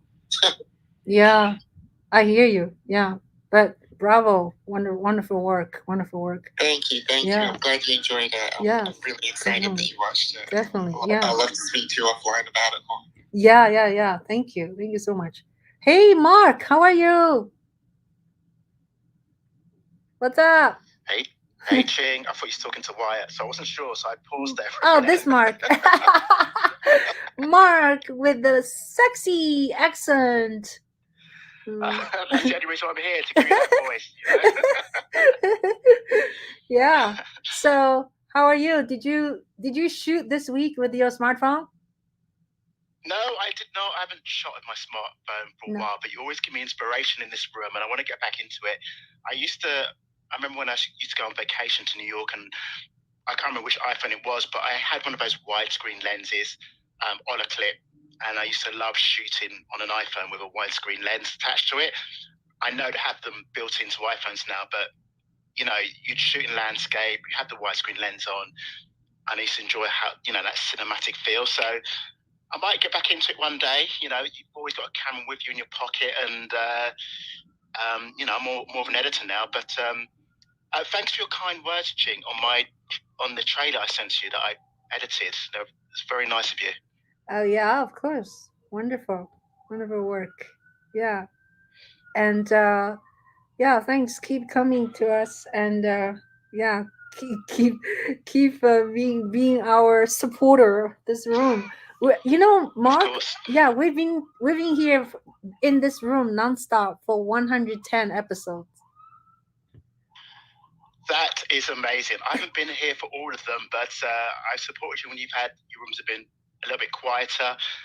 And I mean, look at tonight, the room is busy, and you've got some very important and you know, very creative and very knowledgeable people in this room. I think everyone in this room currently is amazing.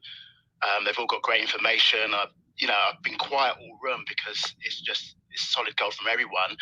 I love hearing about people's different situations. You know, Sandra's situation and what she's going through, and Wyatt chipped in with something, Cheryl and Debbie, as always, and Eric and yourself. And it's just so much in this room. It's just a solid gold room. Probably one of the last few rooms on Clubhouse in this format that is just solid gold information and education and inspiration, because Clubhouse has gone a bit funny now, hasn't it?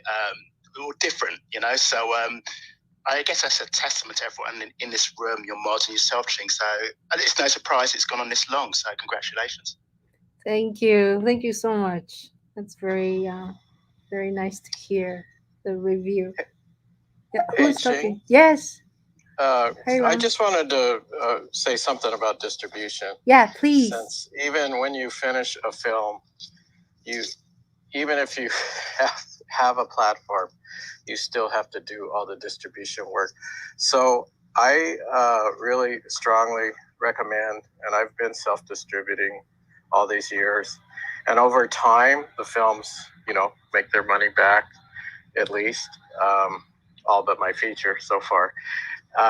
But I really want to encourage, since you're doing the work anyway, and there's lots of platforms, I encourage you to make non-exclusive deals with multiple platforms, but also have your own website, niche market your films.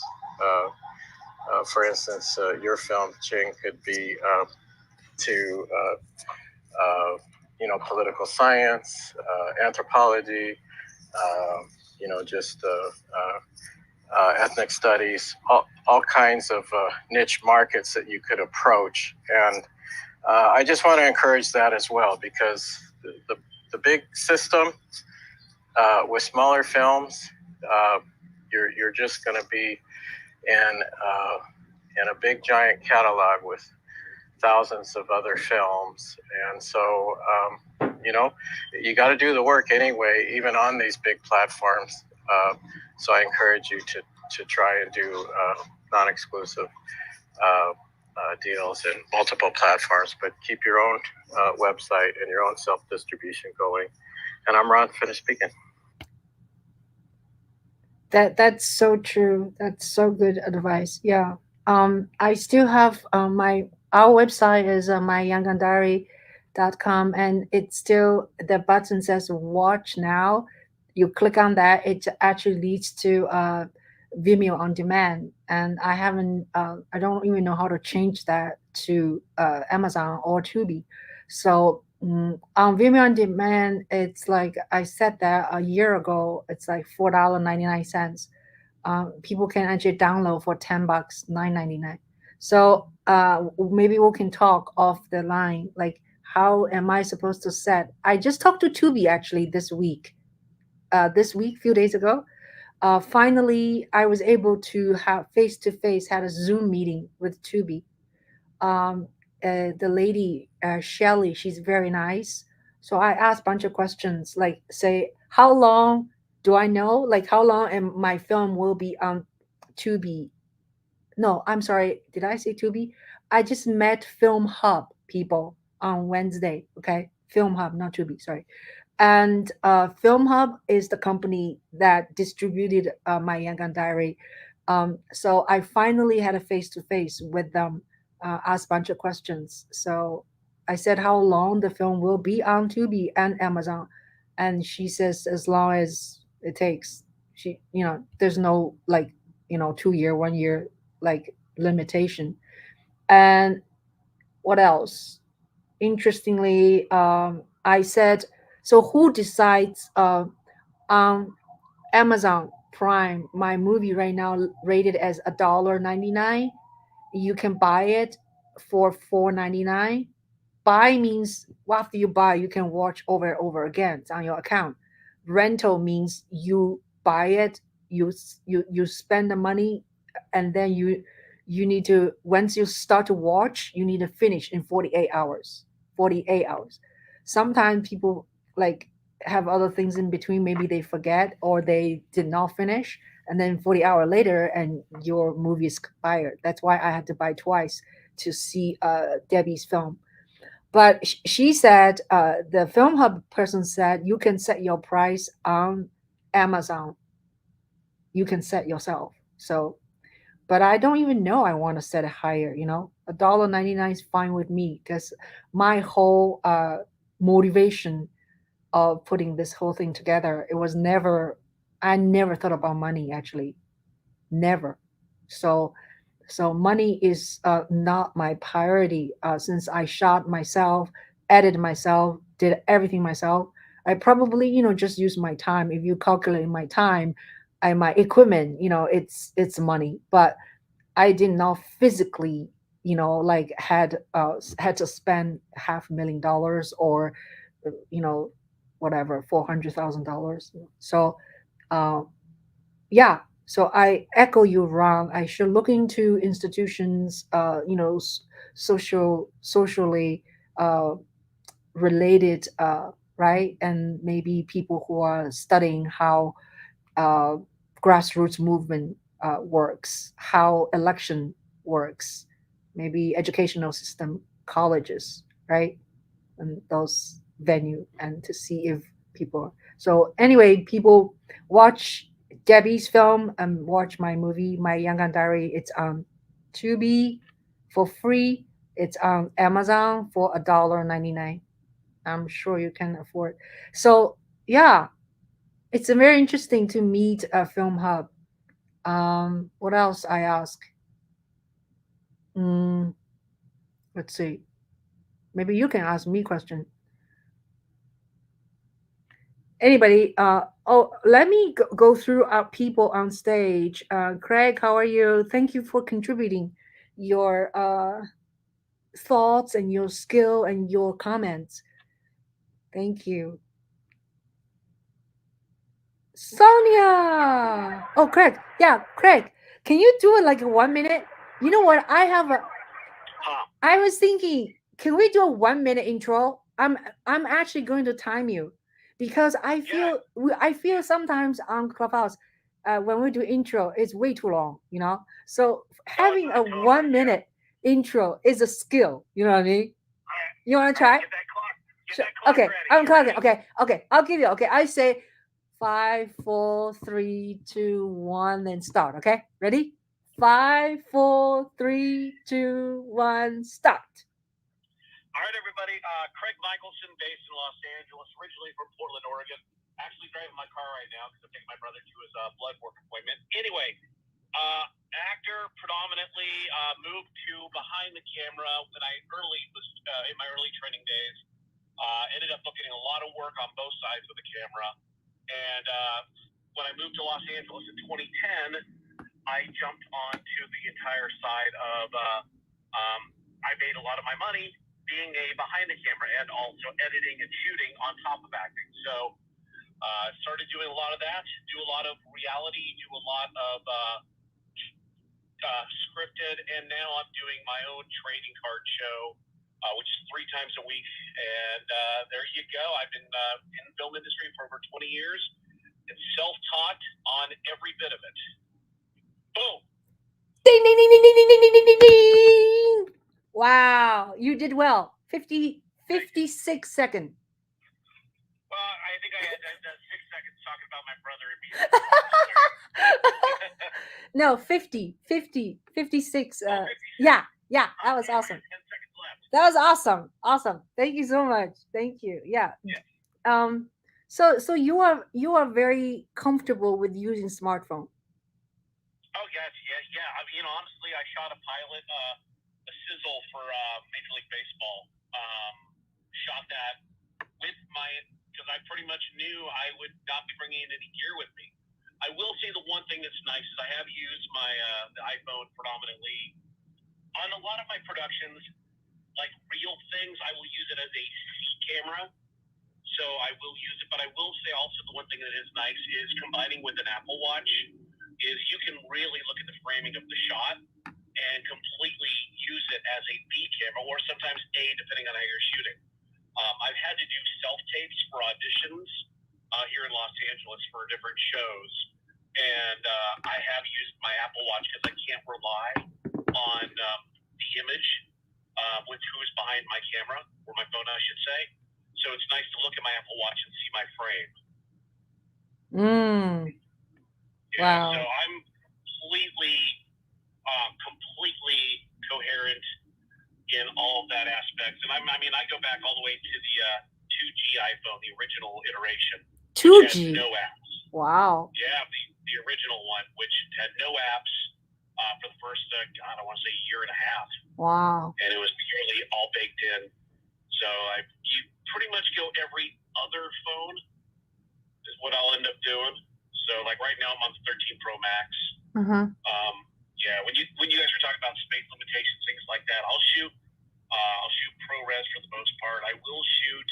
The one thing I have the issue with is if you do not shoot compressed, it's a pain in the ass to do it, to airdrop it to your computer because it has to convert.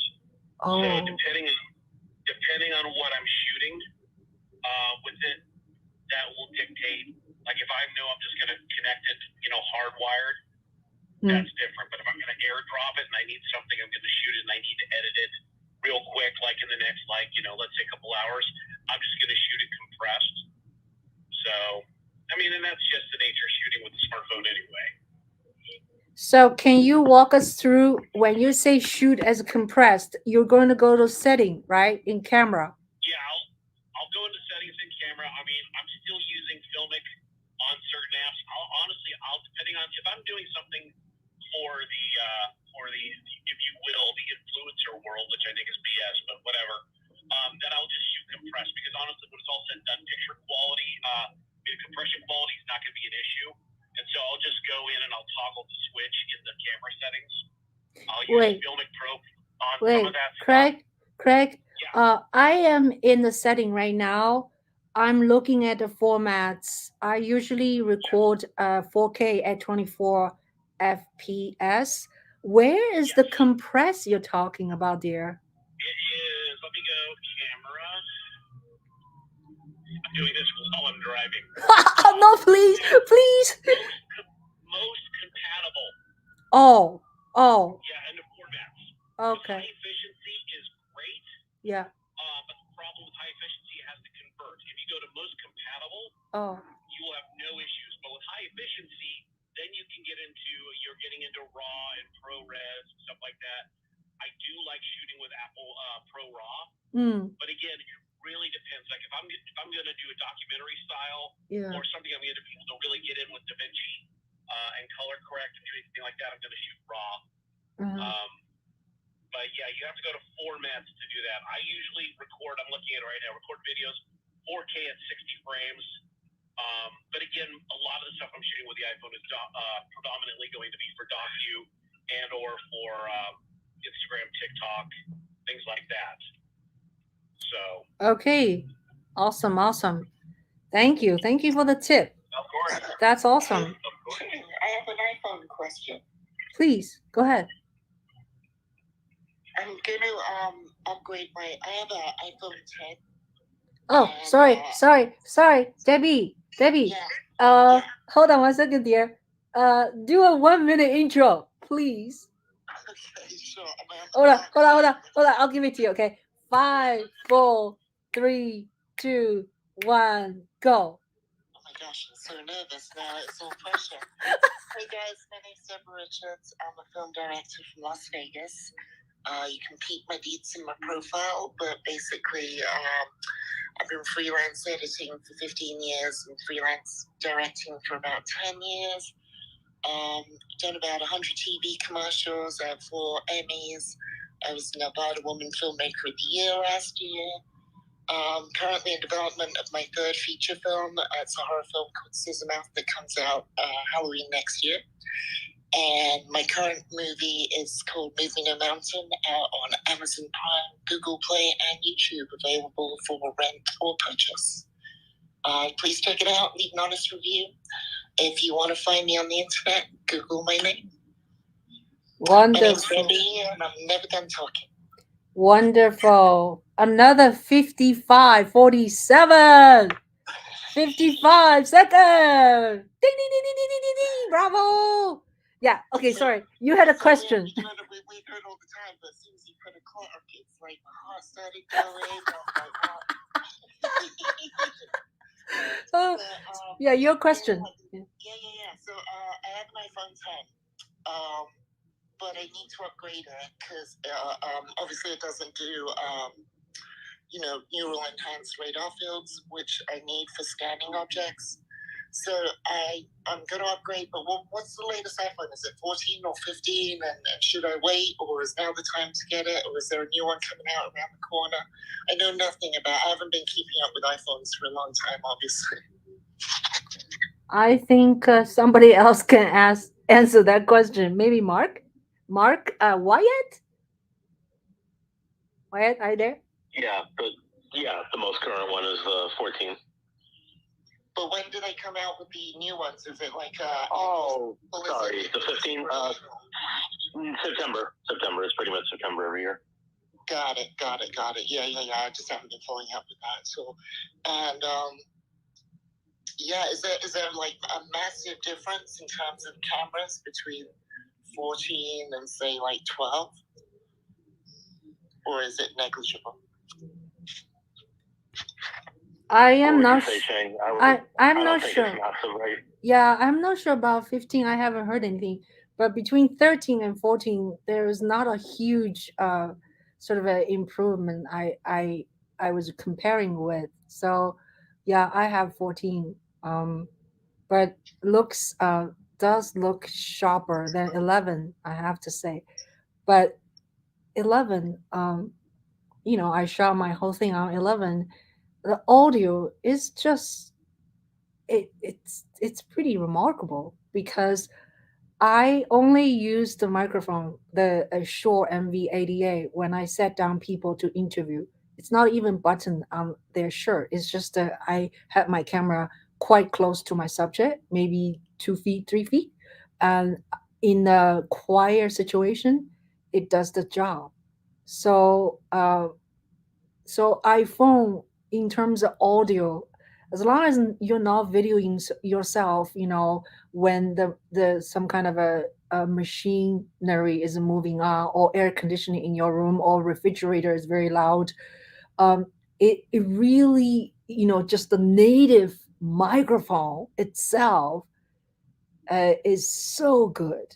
It's so good. I can. You really have to watch my film, and because my audio was not fixed afterwards. The audio is the audio from my phone and my little dinky microphone. I didn't even use lavalier. There's not one scene I use or one interview use lavalier. So it's so good. Yeah. That's amazing. Yeah, iPhone audio is very good. Yeah, I don't actually use the iPhone for shooting anything. Obviously, just for home vids and stuff. But I use the phone to scan objects and make them into 3D assets that I then use in my filmmaking. And the iPhone 10 doesn't do what's called NERFs, neural enhanced radar fields, but all the iPhones after that do. And that's really important for keeping real reflectivity in scanned objects. Yeah. If I go ahead. I was going to say, if I could just quickly chime in, only because I've been asking the same questions, and I over here in the UK, I went into Apple recently and had a chat with them about their phones, and I was told that basically the best at the moment is definitely the iPhone 14 Pro Max, and that the camera is considerably better than any, like far better is what the genius guy said, than any camera. I mean, obviously they would say that, I guess, in some degree, but he also said that there's a really good camera on the 13. But he did say that, if you're looking to kind of shoot, then it would be better to do the Pro Max. Also, I really, don't quote me on this, but I also, in terms of storage, we were talking about this earlier, I was checking with my network over here, which is Sky. It's just one of our Sky TV. They do a mobile, and it's either them or Apple who said that there is also an iPhone that has 1 terabyte of storage. So don't quote me on which one it is, but just maybe look into that, because I was blown away to hear that. But yeah, just thought I'd chime in on that. That's awesome. It'll be the Pro Max will have that. The 1 terabyte. That's just the nature. That's their way of getting you to get to the premium product. Yeah. Right, got it. Awesome. Awesome. Yeah, it's good to know, Rihanna. Yeah. I would like to welcome Sonia. Hi, Sonia. How are you? Would you like to do a 1-minute intro? And do you have a question for us? 1 minute intro. Yeah. Hi, 5, 4, 3, 2, 1, go. Hello, everyone. My name is Sonia Green. I am a filmmaker from Detroit, Michigan. Actually, I think I'm building a television network.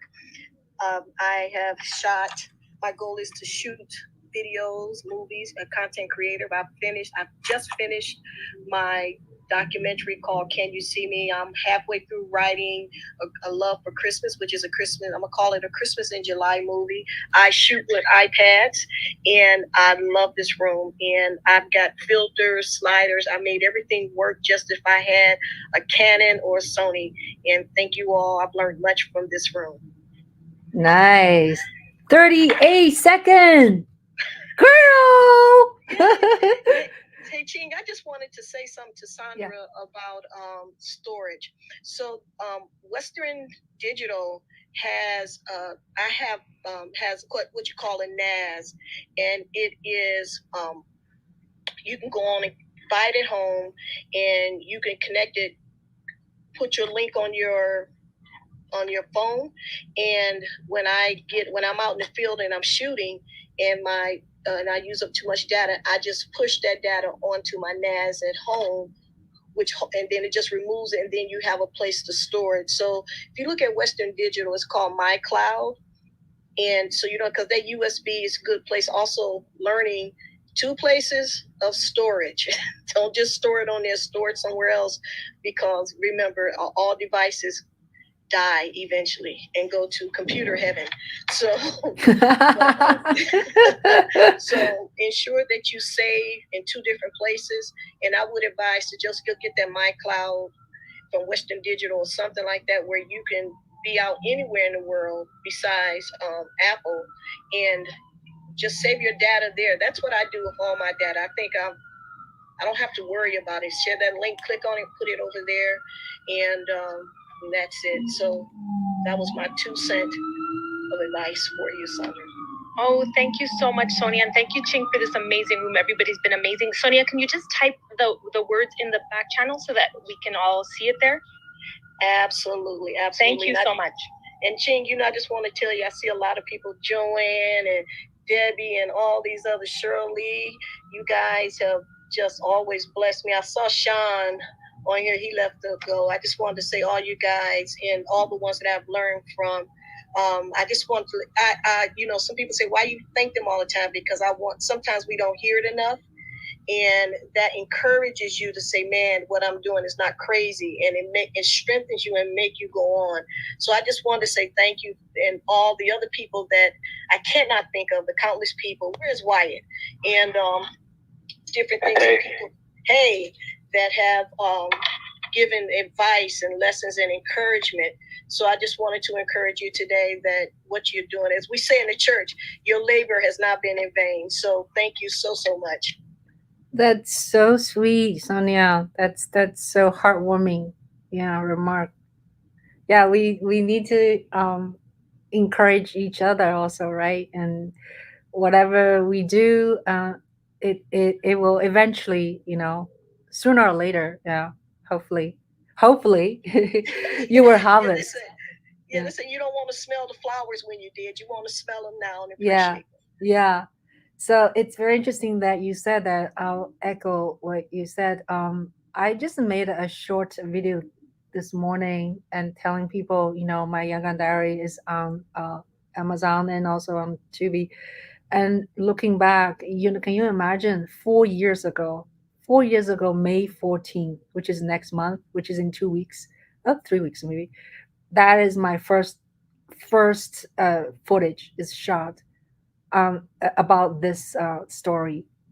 So it took that long, 4 years ago I started to shoot, and then shooting 1 year, 8-month editing, and then another year of applying festival, and then another year kind of in the meantime, looking for distribution and talking to people on Clubhouse and learning all the many things from Clubhouse. Actually, I actually learned Film Hub on Clubhouse, and I learned I can make my own DCP from Debbie.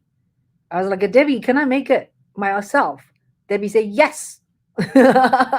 So I said, Debbie, what software should I use? Debbie told me the software. So I actually made it. I saved myself maybe $2,000 for making my own DCP. DCP is a digital cinema package. When your movie is about to show in the theater, you need to deliver DCP. So anyway, yeah, it's been a long way. Yeah, yeah, I'm very grateful. So thank you guys for support, for people support now and support for a long time. I'm very grateful. Let's move on to Ethan. Ethan, are you there, dear? You want to do an intro?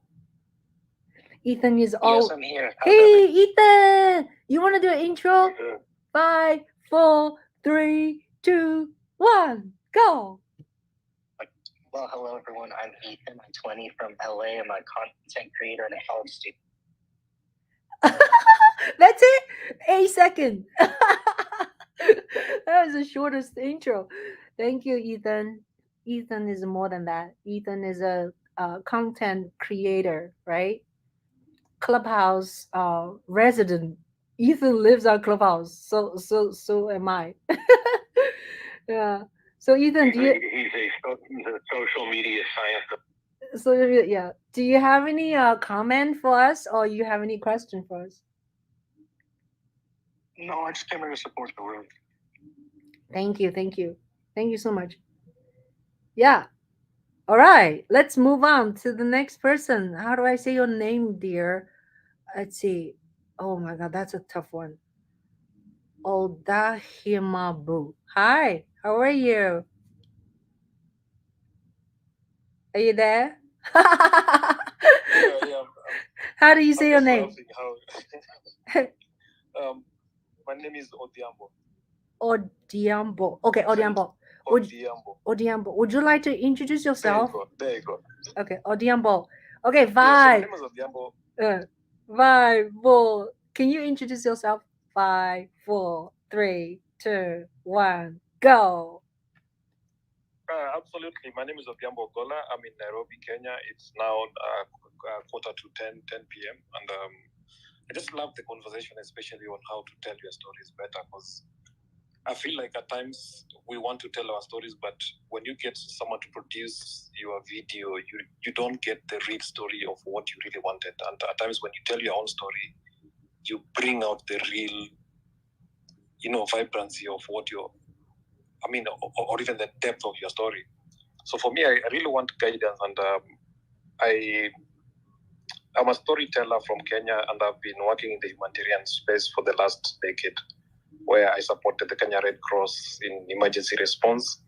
I was the digital storyteller handling social media from the front line. I've handled crisis, wars, COVID pandemic. And I just wanted to tell my story, but I want to be the one telling my own story. So I wanted to find out how do I tell my story better? Ding, ding, ding, ding, ding, ding, ding, ding, ding, ding. Hold on, sorry. You're 1 minute off. Okay, continue. Go ahead. All right, so yeah, I just wanted to find out what are some of the quick ways I can get to edit short videos for TikTok, for Instagram, and then how do I also tell my story on YouTube, and what are some of the softwares I can use? I have an iPhone 8. Is it 8 plus? 8 plus, yeah. Okay. Can you help me to understand one more time how to tell story in a short format? Can you rephrase it, please? Yeah, as in, I have like about 5 hard disks of videos which I've been shooting over the 10 years. So I wanted to find out which are some of the best software that I can use on my iPhone, and also overlay texts. And just a quick edits for YouTube also. Just I wanted a quick guidance on which tools I can use and some of the best ways to tell my story better. So all your footage is on your phone? Or somewhere else? In my disk. Where? Sorry? You said on his hard disk. I shot it with my phone, but transferred to my hard disk. Oh, sorry. Hard disk. Oh, okay. Okay, so anyone else can help? Let me think about. I have to think about how to answer this question. Anybody else has any input? I could chime in. Oh. Go ahead. So let's I guess separate a step back. Let's start figuring out. You have video shot with your iPhone 8, and you have it now exported on your external hard drive on a laptop. Is that correct? Hello?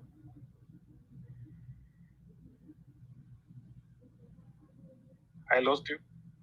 Oh, Shirley was asking you a question. Can you hear her? Can you hear me? I can hear now. I think I missed you earlier. Oh, okay. Just going back. Okay, so just so we understand, you shot some video. You're using an iPhone 8, and you have now exported that video, your videos from your iPhone to an external hard drive that you're using on your desktop or a laptop? Yes. So on your laptop or desktop, what software do you have access to?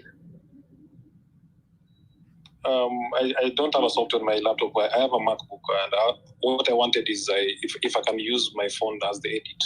I want to edit on my phone on the go.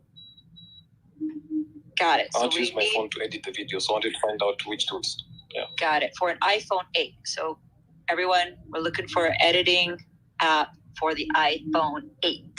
Yeah, I'll chime in. I've been using iMovie for many years, since 2017, and I have not moved on to any other. I mean, once in a while I use it for May 2. You can editing. It's a Chinese app. Earlier I said that it's an app is really wonderful. You can do all kind of things. But iMovie is very user friendly, especially on the phone. I have hard time to use it on my desktop, on my laptop. So I would strongly recommend use iMovie. Yeah. So that means you have to import your footage back to your phone and to tell stories. So then your question about telling story, I guess your question was more like a what software, right? So if you have a long footage, you wanted to make it short, it's kind of a challenge. Yeah. So depending on what kind of content you want to share, there's just so many variety of the things you could do. You could do a channel, just talk about one subject or one kind of topic kind of thing. And and yeah, look at my YouTube channel. Again, I'm shamelessly plugging myself. uh, Juhl Media, I can post it on top. I have close to 900 videos now on my Juhl Media YouTube channel. I would say only 10% are edited on Final Cut. The rest is all edited on iMovie. Yeah.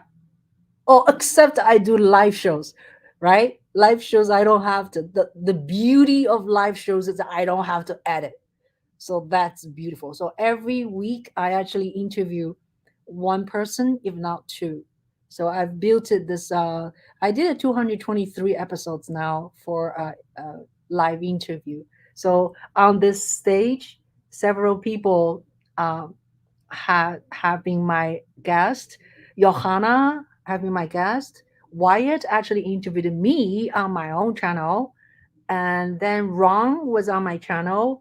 Cheryl Lee was on my guest. She has the best lighting. Ugh, best lighting.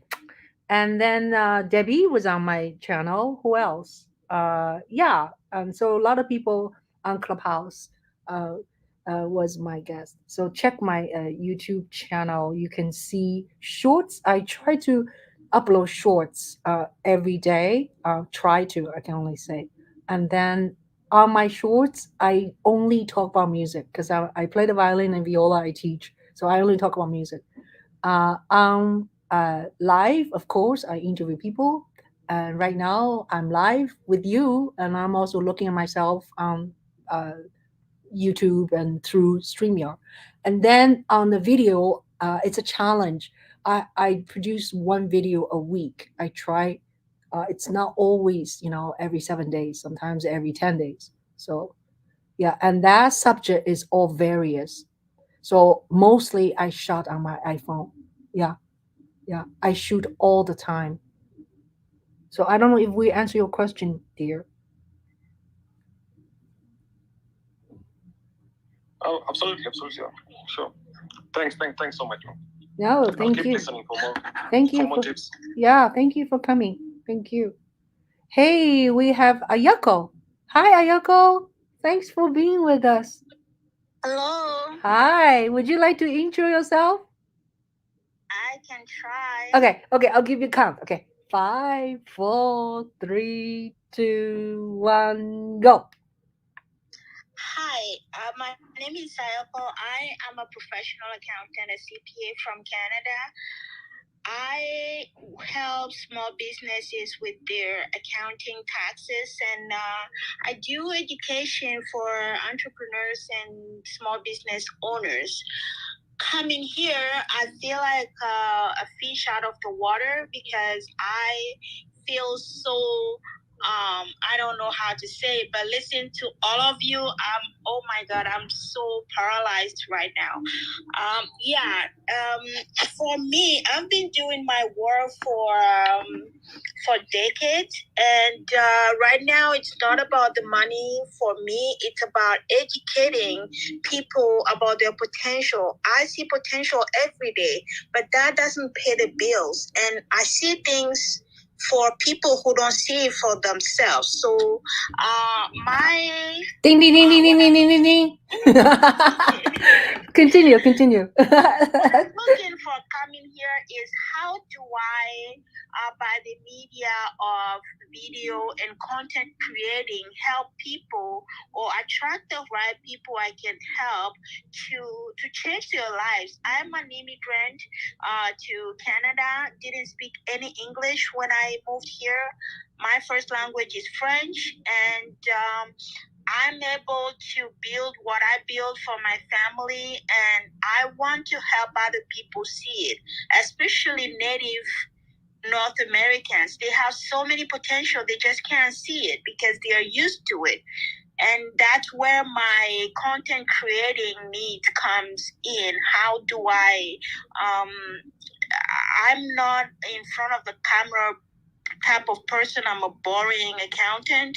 So I'm trying to see how to learn from all of you how to. Sometimes I will tape myself and I see my face, I'm like, ew, like that's not how I felt. And how do I learn? How do I actually get to a level where my face or my body language can project what I'm trying to say, to convey what I'm trying to say, to produce better content, especially videos. Thank you. Wow, what a great question. Anybody else before I jump in? Do you have any input for Ayako's question? I could take exception. Please. Hey, Yoko. Bonjour et enchanté. I just said hello. Bonjour. Nice to meet you in French. So I'm in the finance space also. So I think I'm trying to get maybe you can narrow down for me or for all of us. But if I'm understanding you correctly, do you want to do finance educational content or some other type of content? Because I think that's the first thing you'd want to narrow down, right? Yes, I want to do that, and also wealth building, entrepreneurship. Yeah, I think you could do all that. I think one thing you could do is do some research on YouTube, do some searches under those types of those types of searches, and see what other people are doing. In those types of spaces. Whether it's business tax preparation, I think you said, and like you say, entrepreneurial opportunities or help. And that's basically. I didn't do a lot of that, because I kind of I'm mostly doing for beginners, but maybe some intermediate also. But yeah, I think that would be the idea. You probably could do. So a friend of mine had a couple YouTube channels, and she just started that she's kind of abandoned. She just started a new one that's kind of finance related. It's I don't know if anyone knows this term. I didn't know the term actually. I think it's a relatively new trend called cash stuffing. So you literally buy these binders with envelopes in them and then stuff cash in them, as opposed to, and then you, of course, eventually want to put it in the bank periodically. So it's just a way to really force yourself to save money, right? But she's doing it. She's choosing to do a faceless channel. You could do that if you wanted to. I don't. I think it's better to do show your face. That way, people get to know you better. You have a really nice smile. I think you'd be great. And your English is fine. I think, it's just a question of, it's a little, you might want to practice a bit. Like that's what I did, getting, you can script, like use a teleprompter or not, or you can just use talking points. And you could do live streams as Shane does, and I'm looking to do, you could do shorts. There's a few different ways. You have at least 3 different types of videos you can make right there. And I think that's the beauty of showing your face is you get more. I think potentially you get more engagement, right? So once the people are getting to know you, and once they get to know you, if they like you and they see value in the content you're creating, they see that added value. They'll rock with you, right? They're gonna want to rock with you, and they'll follow you to the gates of hell. You could talk about, I don't know, I don't know. I'm trying to think of something silly, but they'll follow you anywhere once they really like your content and they like you, and you get more engagement that way. But you could do faceless as an option. Obviously, that wouldn't work for live streams, but for short form or long form content, it's really up to you. But I think you'd be great at it. That's great. Great suggestion. Great suggestions. And anybody else have any thought? I have a question for you, Ayako. When you say you want to start and you wanted to learn, you wanted to help people, do you have you watched enough like TikTok or YouTube Shorts or Instagram? I would say if I were you, I would start with a short, because short you only need a video things for 15 seconds to 30 seconds, maybe 1 minute. So in this short time, it's easier to manage. So have you watched enough of these short content, and which format do you like? Do you have a sizable social media platform that you do?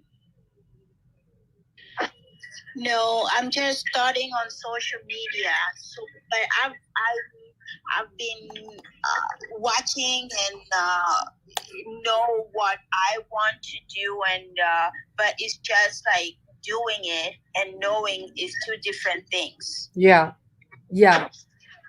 So if I were you, of course I'm not you. If you want to start, you have to start with somewhere, So why not start a YouTube channel? Start YouTube channel and just do it. Just do the shorts, because it's within 1 minute. You can just do 15-second things, and it's maybe you want to stick with one theme.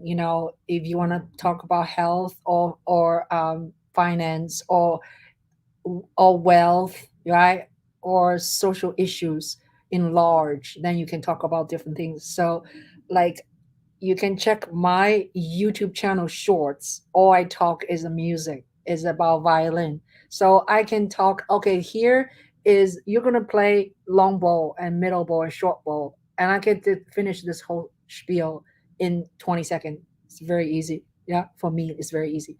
So I think you should just do it. There's no one can really teach you until you do it, and then you can ask, say, what did I do wrong, or ask feedback.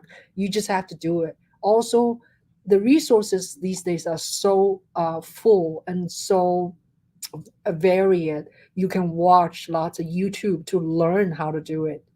And of course, by coming here, um, you are getting our input or feedback, which is a great idea. Yeah, welcome to come. And by the way, please, if you have not joined smartphone video production, please click our house. Right now is a house, used to be a club, and please join us.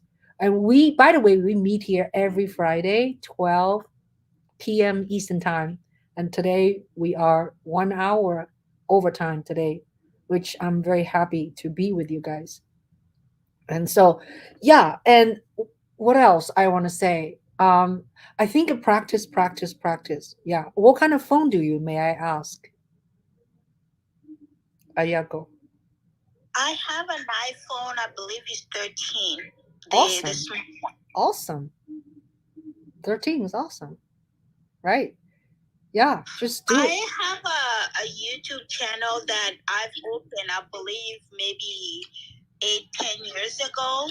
I thought I didn't have the right equipment. I bought equipment. I thought I didn't know how to do makeup. I just when you say just do it, yeah. I feel like that's what I need to do. I did a reel, showing my face, and I posted on Instagram and Facebook. I got some likes. I was so surprised. So I think I just don't need to be perfect. I'll just start and yeah. Yeah, you just go ahead. Sorry, who's talking? No, I love it. Thank you. I don't want to interrupt you if you were going to speak, so I don't mind speaking after. No, Rahana, go ahead. Okay. Go ahead. I just wanted to say I'm coming from a very amateur perspective myself, but I just wanted to encourage, and I'm so sorry, I'm out and I'm actually partially sighted, so I can't see the person who just spoke. What was their name? Oh, Ayako, right? Ayoko. Hi, Ayako.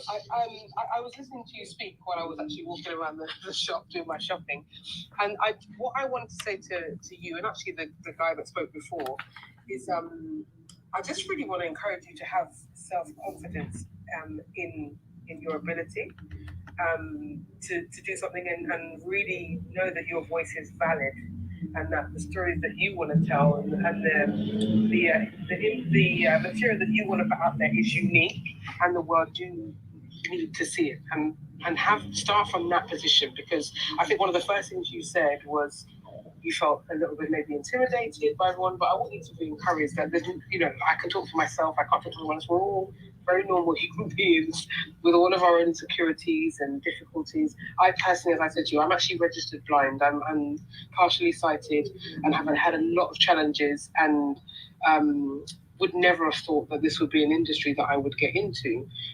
But life and decisions and stuff have led me this way. And it was, I'm not where I want to be yet, but literally it was during the pandemic. I started making YouTube videos. I started making Instagram skits and, comedy sketches. That led me into acting, and that led me into go to do a short film school course. So I guess I'm trying to say to you, have the confidence and the self-confidence to know that you can do it right now. You do have the ability, even if it's just your friends and family or your mum who's going to like your videos and say, well done, start. And you never know where that path is going to lead you. So that's all I want to say to you. Just have the confidence that you're just as important as anyone else in this room, and your storytelling is just as important as anybody else here. That's what I wanted to say. And can I just offer another piece of advice? Thank you, Liana.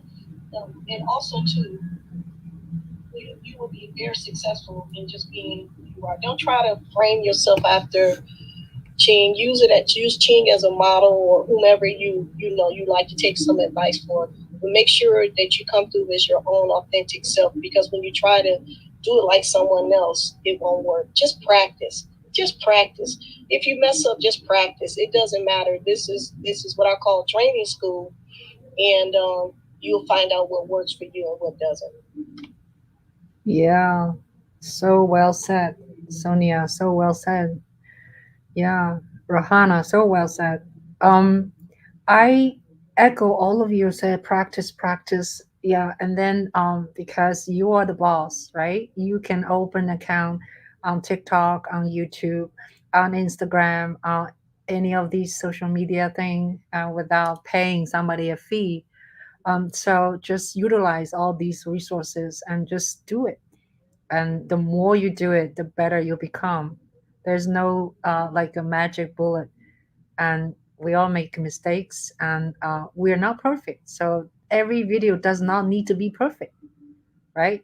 But your content need to be original, like is it Sonia said or Rahana said, need to be original, and people like uh, you and your message, and we don't need to be looking like a 19-year-old and with no wrinkle face, so yeah, I think it's the message is more important to touch people rather than our appearance, I would say. I would agree 100%. And I think Ethan's a great example. It's Ann Chang and others. It's the A word, authenticity. People love authenticity. Yeah. Thank you. Have we done all the 1 minute intro? How about Wyatt? You haven't done. Is Johanna there? Hi, Johanna. Hey, yeah, I'm here. Yeah. Can you do? Would you like to do a 1 minute intro? Sure.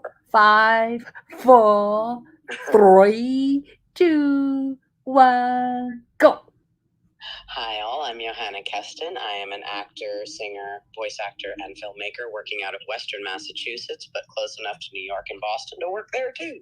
I am currently, you can see me in Guilty Conscience, which is out on Amazon Prime and Tubi. I'm also involved quite a bit on Clubhouse. I help run some actors workshop rooms through the 5 to 9 Club Creatives on Tuesdays at 2 p.m. Eastern and Wednesdays at 9 p.m. Eastern. I also recently started the Actors Book Club, which is a great space for actors to come together, read about the craft, the business, what it is to be an artist. We're currently reading The Power of the Actor by Ivana Chubbuck. And we also have some just really awesome, authentic conversations about this life and what it means and what it is and the craft. So hopefully y'all will join us sometime. How'd I do? Ding, ding, ding, ding, ding, ding, ding, ding, ding, ding. 51. Good. 51 seconds. Yeah, very good. Thank you. Your sound is so good. What kind of microphone you have? iPhone. By my face.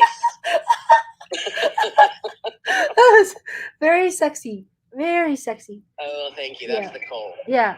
And put on your... Hey, Johanna. Yeah. Johanna, how you liking the book? That's my old acting coach.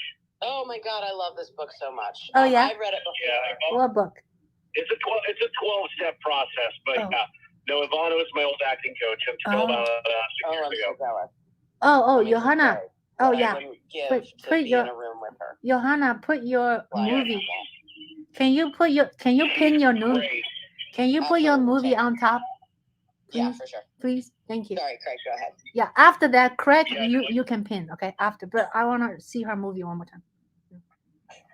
Go ahead. Okay. Go ahead. Go ahead. Oh, yeah, okay. But yeah, no, Ivana, I wouldn't get to be a fly on that wall. Her technique really resonated with me, and I use a lot of those tools quite frequently to great effect. Yeah, we do a class here. I was in. You're breaking down a little bit, Craig. Say fly on the wall because the classes are completely full, and then when you look around, you're like, okay, this person's on TV. This person was on TV. This person's friggin' Barbara Streisand. This person, it's crazy. The class before COVID and everything, it was just an incredible atmosphere. And she brings in so many layers, so many depths, so many things you think about. And then at the end, you just have to throw it all away. Wow. Yeah, it's amazing. Her technique really helps you to, from what I found, helps you to tap into stuff that you wouldn't necessarily, that I may have been tapping into as an actor beforehand. But the book is very succinct, and it explains things in a way that makes it easy for your brain to understand, and also explains things in a way that allows you to use these tools practically. She's very good at explaining the practical application. Well, if she ever does workshops or anything, I know she does workshops outside of the country, but if she ever does, you already read the book, so you're already halfway there, I'll tell you that much, because that's a prerequisite for the class. Awesome.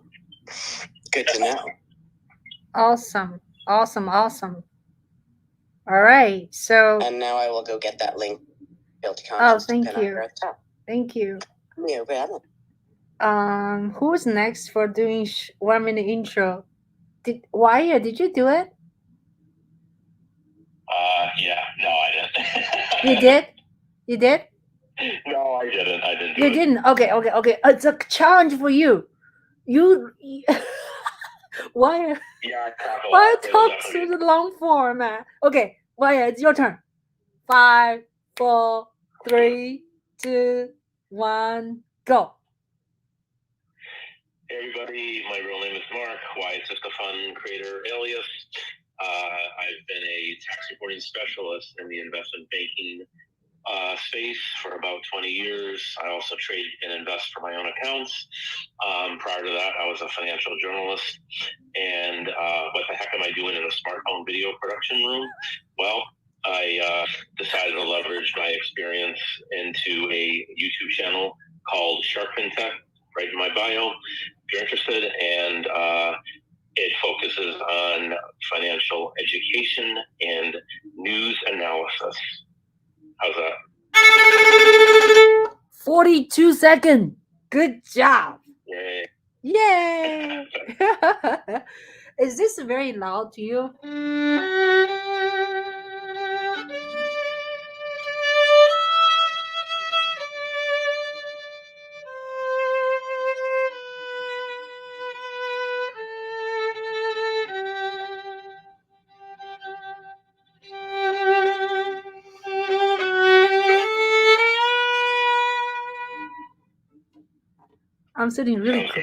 I'm sitting really close to the phone. So, is it very loud?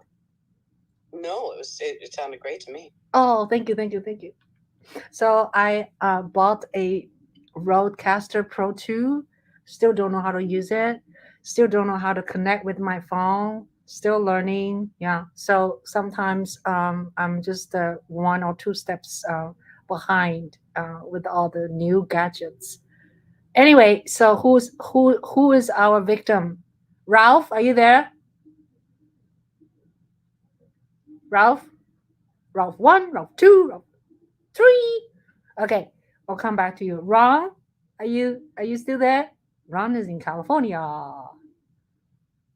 Okay, Ron. Yes, I am. Would you like to do an intro? Can you hear me? Yeah. Would you like to do an intro? Sure. Okay, 5, 4, 3, 2, 1, go. Hey, I'm Ron Mulvihill. You can see all my films at greegreefilms.net. And I've been making films over 40 years. And I love this smartphone video production room because I've learned so much. I'm currently shooting a film on my self-supportive and self-sufficient housing project. And enjoy this room very much. Thanks. Awesome. That was 30 seconds. Good for you. So I want to find out how is the process of shooting your what do you call self-sufficient home with your iPhone? Ron. It's really good. The main challenge I've had is wind. So I need a better. I need to use my windbreaker on the mic more. but I'm shooting anyway in whatever the conditions because I can always add that sound, which is mostly explaining the process of building with shipping containers and solar and getting. I don't like to use the word off the grid anymore. I like to use self-sufficiency because Proud Boys sort of use that, have co-opted the term, and a lot of people now think off the grid means you're going out to to a military camp or something. But it's, to me, housing is self-sufficiency, and it's a way to minimize your effect on the environment and get for free with electricity without giving electricity, heating, water capture, sewage encasement, all without affecting the environment, but getting all these benefits without giving up your conveniences. Wow, that's wonderful. That's wonderful. Yeah, I can't wait to see your final version. That'd be so awesome, right? All the way, all the way to share your process. Yeah, it's taken, it takes a while to build, especially if you're doing a lot on your own. So I'm just being patient, but I hope to eventually have a series where it will be 5 self-sufficient models of housing, from earthships, dome structure, shipping container conversion, and Adobe. Basically, it's using old indigenous technology that our ancestors all sort of used, and combining it with newer forms of solar and water capture techniques. Hi, Linda. Hold on one second. Yes, wonderful, wonderful. I'm just gonna answer a phone right now, and let's see if Shirley, have you done 1 minute intro? I thought I did, but Oh, do it again. am I doing it again? Was it not really an intro? Do it again. One where I was long-winded. Okay, do it again. I think my phone, somebody called me, then they left. So anyway, okay, I'm counting 5, 4, 3, 5, 4, 3, 2, 1. Go, Shirley. Good afternoon, everyone. My name is Shirley Francis. I am the owner and CEO of CF Productions LLC. I'm a video audio production contractor where I work with mid-sized to high-end organizations and nonprofits creating their promotional videos, HR videos, training videos, any videos a company might need to help promote and market who they are. And I've been in this business for about 20 years or so. And on the side, a hobby, I like submitting my short films into film festivals, but that is not my primary source of income, but it's fun. That was 38 seconds. Bravissimo. That was good. That was short. Thank you. Awesome. And I was gonna add that musician part. Oh yeah, and on the side, I'm a musician, and Ching and I were gonna have a small concert. Oh yeah. Oh, you didn't finish yet. Okay, so then you will reach 60 seconds. Yeah, we better play some duets.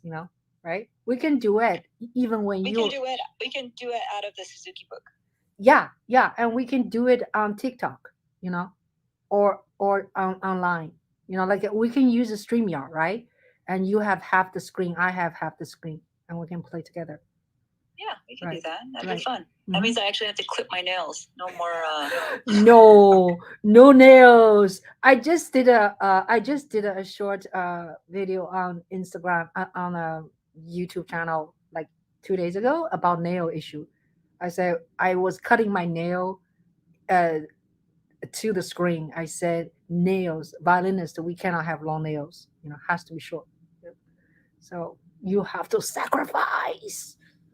Alrighty. So who else is our victim? Rahana, you want to introduce yourself in 1 minute? Rehana is busy. How about Craig? Craig, your turn. Five. Oh, you did it already? No, you didn't do it. You didn't. I did like an hour ago. You didn't do. You didn't do 1 minute. Oh, I did. Okay. I did 56 seconds. Okay. Oh, you did 56? Oh, okay. My memory is I'll slipping. talk about myself if we need I to. want to. Okay. So can you just okay? I'm running the time. Okay. So can you tell us a little bit about the like? Can you just like tell us one or two most important things you want us to know about you? Go.